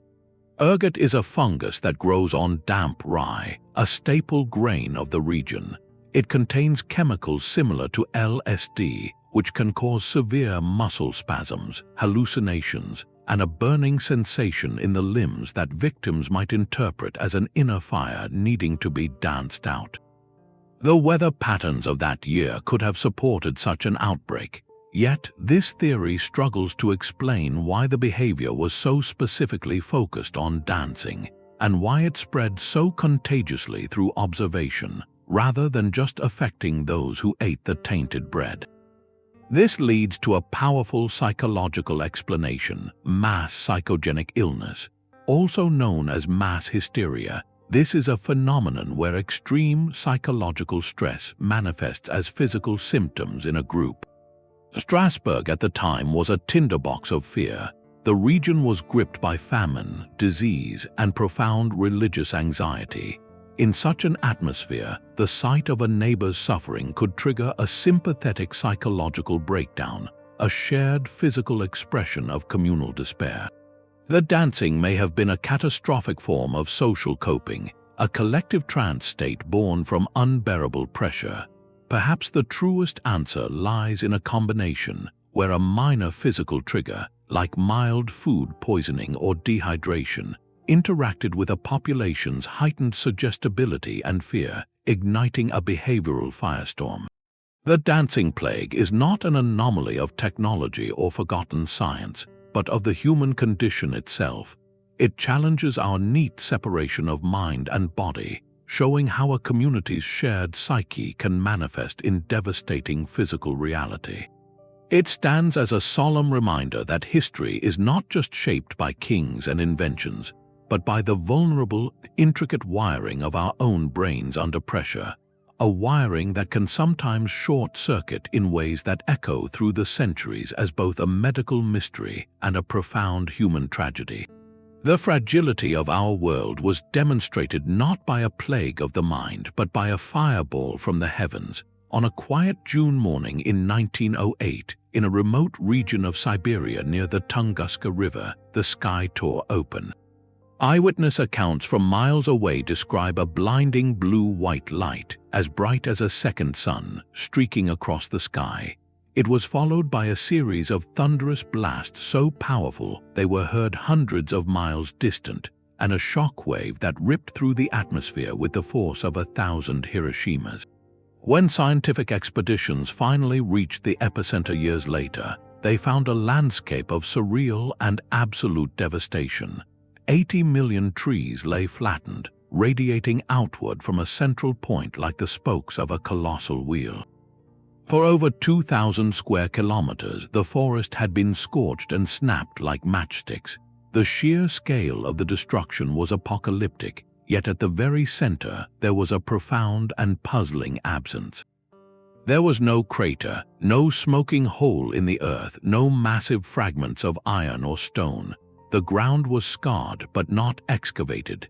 This missing piece is what elevates the Tunguska event from a simple disaster to a scientific enigma. The leading and most widely accepted explanation is a cosmic airburst, a relatively small meteoroid or a fragile comet nucleus, perhaps only 50 to 60 meters across, entered Earth's atmosphere at a shallow angle and tremendous speed. The incredible pressure and heat generated as it screamed through the air caused it to explode several kilometers above the ground, releasing its entire kinetic energy in a single, catastrophic flash. This explains the radial tree fall and the lack of a traditional crater. The explosion was so vast it functioned like a titanic blowtorch held to the canopy. Yet, the absence of definitive physical evidence from the impacting body leaves a critical gap in our understanding. Expeditions have sifted the soil and peat bogs for over a century, finding microscopic glassy spherules and elevated levels of certain elements that hint at an extraterrestrial origin, but no large, conclusive fragments that would allow us to classify it definitively as a stony asteroid or an icy comet. This uncertainty matters because it speaks to the nature of the threat itself. Comets, being icy and dusty, behave very differently in the atmosphere than dense metallic asteroids. Understanding exactly what hit Tunguska helps us model the risks we face from future near-Earth objects. The event sits precisely at the boundary of astronomy and Earth science, a stark demonstration of how celestial dynamics can rewrite terrestrial landscapes in an instant. It is a humbling reminder of our planet's active place in a solar system filled with moving debris. Tunguska was a warning shot, a testament to the fact that the most transformative historical events are not always slow cultural shifts, but can arrive in a flash of light and a wave of sound, leaving behind a silent, flattened forest and a question mark hanging in the air about what exactly passed through our shared sky. The open ocean has always been a place of risk and mystery, but few names evoke that feeling as powerfully as the Bermuda Triangle. This loosely defined area of the Western Atlantic, bounded by points in Florida, Puerto Rico, and Bermuda, has become a modern legend, a byword for ships and planes vanishing without a trace. The stories are gripping, from the loss of Flight 19, a squadron of 5 U.S. Navy bombers on a training mission in 1945, to the mysterious abandonment of the merchant ship S. Marine Sulphur Queen in 1963. These narratives, repeated in books, documentaries, and films, paint a picture of a zone where the normal rules of physics and navigation simply break down, swallowed by rogue waves, electronic fog, or portals to another dimension. The sheer volume of these tales creates a compelling illusion of an undeniable supernatural pattern. Yet, when we step back and examine the cold data from organizations like the U.S. Coast Guard and global insurance underwriters, a different story emerges. Statistically, the Bermuda Triangle is not significantly more dangerous for shipping or air travel than any other similarly busy stretch of ocean, like the North Sea or the waters off Japan. The number of disappearances, when adjusted for the immense volume of traffic that passes through the region for decades, falls within expected averages. The anomaly, therefore, is not one of physics or geography, but of perception and storytelling. How does a region become so powerfully mythologized in the absence of extraordinary evidence? The answer lies in a perfect storm of human psychology and media amplification. The disappearances that did occur were often genuinely tragic and puzzling, involving complex circumstances. The loss of Flight 19, for instance, was likely the result of navigational confusion by an inexperienced leader, compounded by failing equipment and worsening weather, leading to a fatal error where the planes ran out of fuel over the open sea. The SS Marine Sulphur Queen was an older tanker carrying a volatile cargo, a recipe for potential disaster in any waters. But when these individual tragedies are collected, stripped of their specific contexts, and plotted on a map, the mind instinctively seeks a connection. We are pattern-seeking creatures, and a cluster of points on a chart feels inherently meaningful, even if the cluster is an artifact of where popular shipping lanes naturally converge. This innate desire for a pattern was then supercharged by authors in the mid-20th century, who synthesized these events into a single, sensational narrative, often omitting contradictory facts or simpler explanations. The legend grew with each retelling, becoming a self-perpetuating cycle where the mystery itself became the primary evidence for its own existence. From a scientific standpoint, the region does present genuine hazards, but they are well understood and global. The Gulf Stream, a powerful, warm current that flows through the area, can rapidly change local weather and quickly erase evidence of a disaster. The area is prone to sudden, intense storms and to a phenomenon known as rogue waves, colossal walls of water that can appear without warning and overwhelm even large vessels.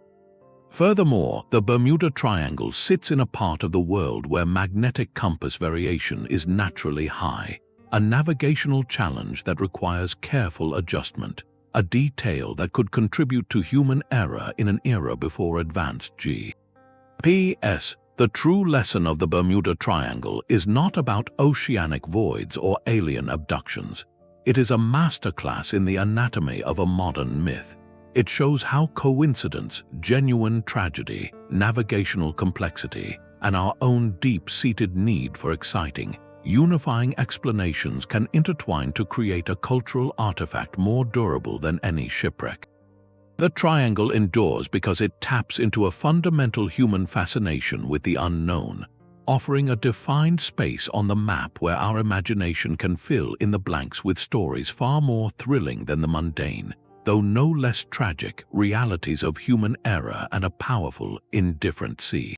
It stands as a permanent monument not to cosmic strangeness, but to the incredible power of a well-told story to reshape our perception of the world itself.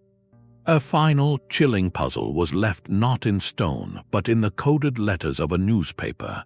The shadowy figure known as the Zodiac Killer, active in the late 1960s and early 70s, was not content with his crimes alone. He taunted authorities and the public with a series of encrypted messages, boasting that they contained his true identity. These ciphers transformed a criminal investigation into a decades-long cryptographic battle, a direct intellectual challenge thrown down by a shadow. One of these ciphers, known as the 340 cipher for its 340 symbols, was finally cracked in 2020 by a team of private citizens using modern computing power. Its solution revealed not a name, but a rambling, nihilistic passage, a window into the perpetrator's troubled mindset rather than a practical confession. This breakthrough was monumental, proving the ciphers were not gibberish, yet it only deepened the central mystery. Other ciphers, most notably the infamous 340 cipher, remain stubbornly unbroken to this day. This is where the anomaly truly persists, not in the violence of the acts, but in the silent, complex grids of symbols that followed them. It represents a unique and dark intersection of cryptography and history. Here is a code with a known author, created with a specific intent within living memory, and yet it resists all efforts at decryption. The Zodiac's unsolved ciphers are a testament to the formidable power of a well-constructed cipher, a demonstration that human ingenuity, even when directed toward malevolent ends, can create puzzles that withstand the scrutiny of both brilliant minds and powerful machines for generations. They force a humbling realization about the nature of codes and communication. In an age where we believe everything can be decoded with enough data or processing power, these sheets of symbols stand as a permanent rebuttal. They are a locked door from the recent past, and we can hear a voice on the other side, but we have lost the key. The enduring fascination with these ciphers speaks to a fundamental human drive, the need to solve, to complete the story, to silence a question that has been left screaming for answers. It is a reminder that some of history's most persistent whispers are not echoes from ancient temples, but deliberate, encrypted messages sent into the future, waiting for the one mind that can finally understand the pattern. From encrypted codes we turn to a vanished treasure, a literal void where beauty once stood. The final anomaly on our list is not one of ancient origin or natural wonder, but a modern masterpiece that vanished into the fog of war. This is the fate of the Amber Room. Created in the early 18th century, this was no ordinary chamber. Prussian and Russian artisans spent years crafting an entire interior of pure luxury. Its walls were covered in intricate mosaics of amber, a fossilized resin that glows with a warm, honeyed light. These panels were backed with gold leaf and framed by gilded wood carvings and tall, elegant mirrors designed to multiply the room's radiant glow. It was a symphony of light and craftsmanship, often called the eighth wonder of the world. For 2 centuries, it resided in the Catherine Palace near St. Petersburg, a breathtaking highlight of Russian imperial art. Its creation is meticulously documented in letters, invoices, and visitor accounts. There is no mystery about its origins. The puzzle begins in the chaos of the last century's great global conflict. During the invasion of the Soviet Union, Nazi troops specifically targeted the palace. Recognizing the room's immense value, they carefully dismantled it, packed the panels into crates, and shipped them to Königsberg, present-day Kaliningrad, where they were put on display in the city's castle. This act of cultural plunder is well recorded. Then, as the war turned, the trail goes cold. In 1945, as Allied bombing raids devastated Königsberg and Soviet forces closed in, the Amber Room simply disappeared. No definitive record of its destruction or relocation has ever been found. This is where history opens into a maze of speculation. The most straightforward theory is that the crates were still in the castle when it was gutted by fire during the bombardment, the precious amber panels reduced to smoke and ash. Yet, no significant traces of melted amber or gilded bronze were conclusively identified in the post-war rubble. This absence fuels the more tantalizing possibility that the crates were hidden. Could they have been loaded onto a ship like the Wilhelm Gustloff, which was later sunk in the Baltic, consigning the treasure to a watery grave? Or were they secreted away in a forgotten salt mine, a deep forest bunker, or a private vault by officials who hoped to retrieve them after the war, only to pass away with the secret intact? For decades, treasure hunters, historians, and even government agencies have followed leads across Europe, from cellar to cave, scanning lakes with sonar and excavating suspected sites.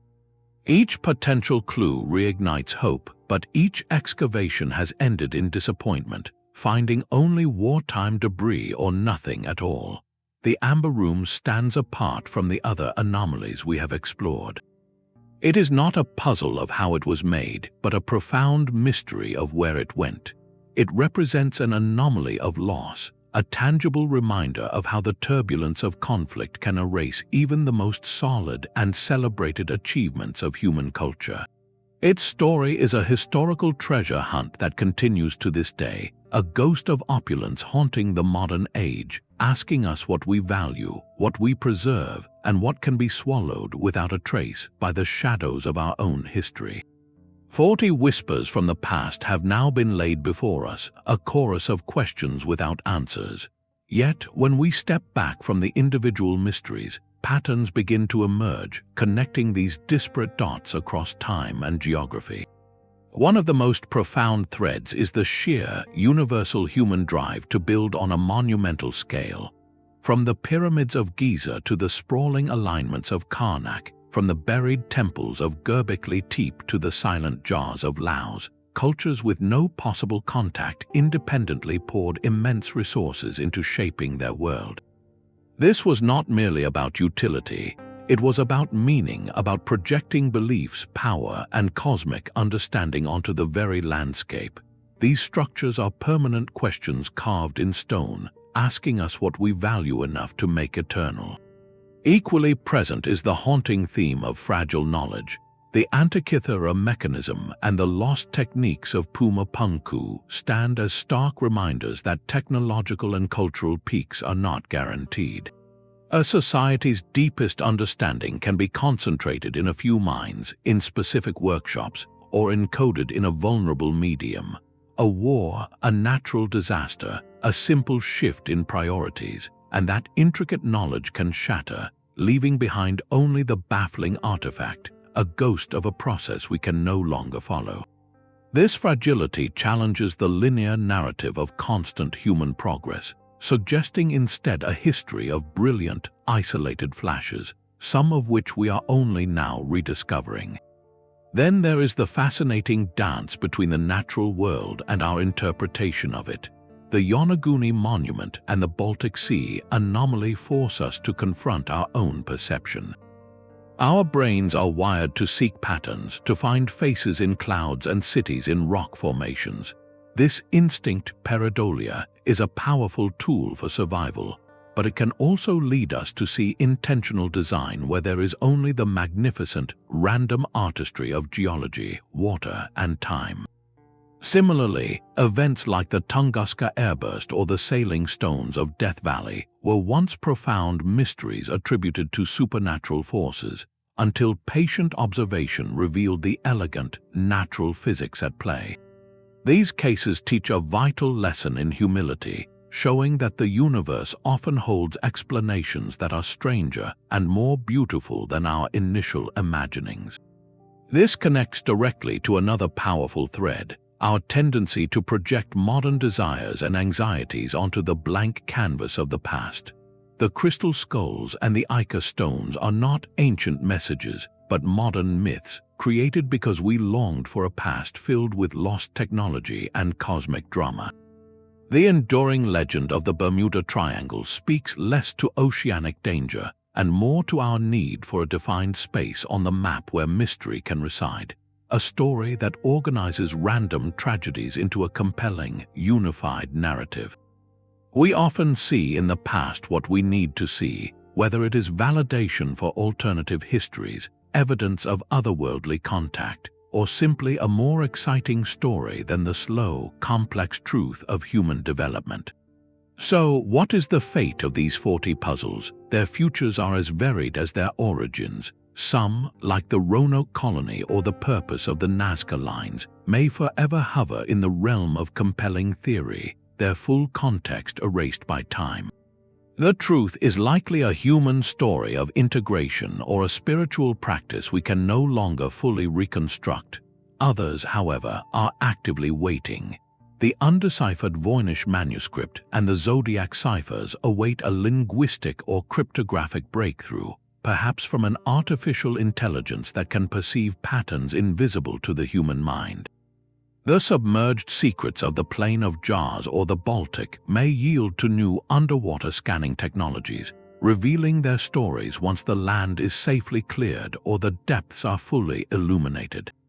Ultimately, this collection reveals that history is not a sealed archive, but a living, breathing investigation. Each anomaly, whether solved like the bloop or enduring like the wow. Signal is an invitation. It invites us to question the smooth narrative we have inherited, to embrace the gaps and contradictions, and to remain open to the possibility that the past still has surprises in store. These are not failures of understanding, but its very engines. They remind us that curiosity, not certainty, is the true compass for exploring the human story, a story that is forever being rewritten with every new discovery, every fresh perspective, and every ancient whisper we finally learn to hear. From the gears of the Antikythera Mechanism to the silent stones of Costa Rica, we have traversed a landscape of historical puzzles that defy easy answers. This journey reveals a profound truth about our relationship with the past. These anomalies are not failures of science, but its essential fuel. They represent the active frontiers of our understanding, the places where our maps end and the real exploration begins. Each one, whether a sunken shape or an undeciphered book, stands as a permanent reminder that the human story is far more complex, fragmented, and astonishingly strange than any single narrative can contain. We naturally crave closure, the satisfying click of a puzzle piece falling into place. Yet, the enduring power of these mysteries lies not in their solutions, but in the questions they keep alive. They drive decades of research, inspire passionate debate, and force us to continually re-examine the assumptions we hold about ancient cultures and their capabilities. This process cultivates a vital intellectual humility, a recognition of how much we have yet to learn from the silent witnesses of history. The greatest lesson woven through these 40 enigmas is the necessity of balancing two forces: boundless curiosity and unwavering rigor. We must be open to possibilities that challenge the textbook, while also demanding evidence that can withstand scrutiny. It is in that dynamic tension between wonder and skepticism that genuine discovery is made. So, as we leave this gallery of the unexplained, consider which whisper from the past resonates most deeply with you. Does your mind return to the celestial calculator lost beneath the waves, or the vast desert art meant for unseen eyes? Share your thoughts in the comments below, and if you found this journey through history's hidden chapters compelling, subscribe for more explorations into the world's greatest enduring mysteries. The past is never truly finished speaking, and the next great discovery is always waiting just beneath the surface.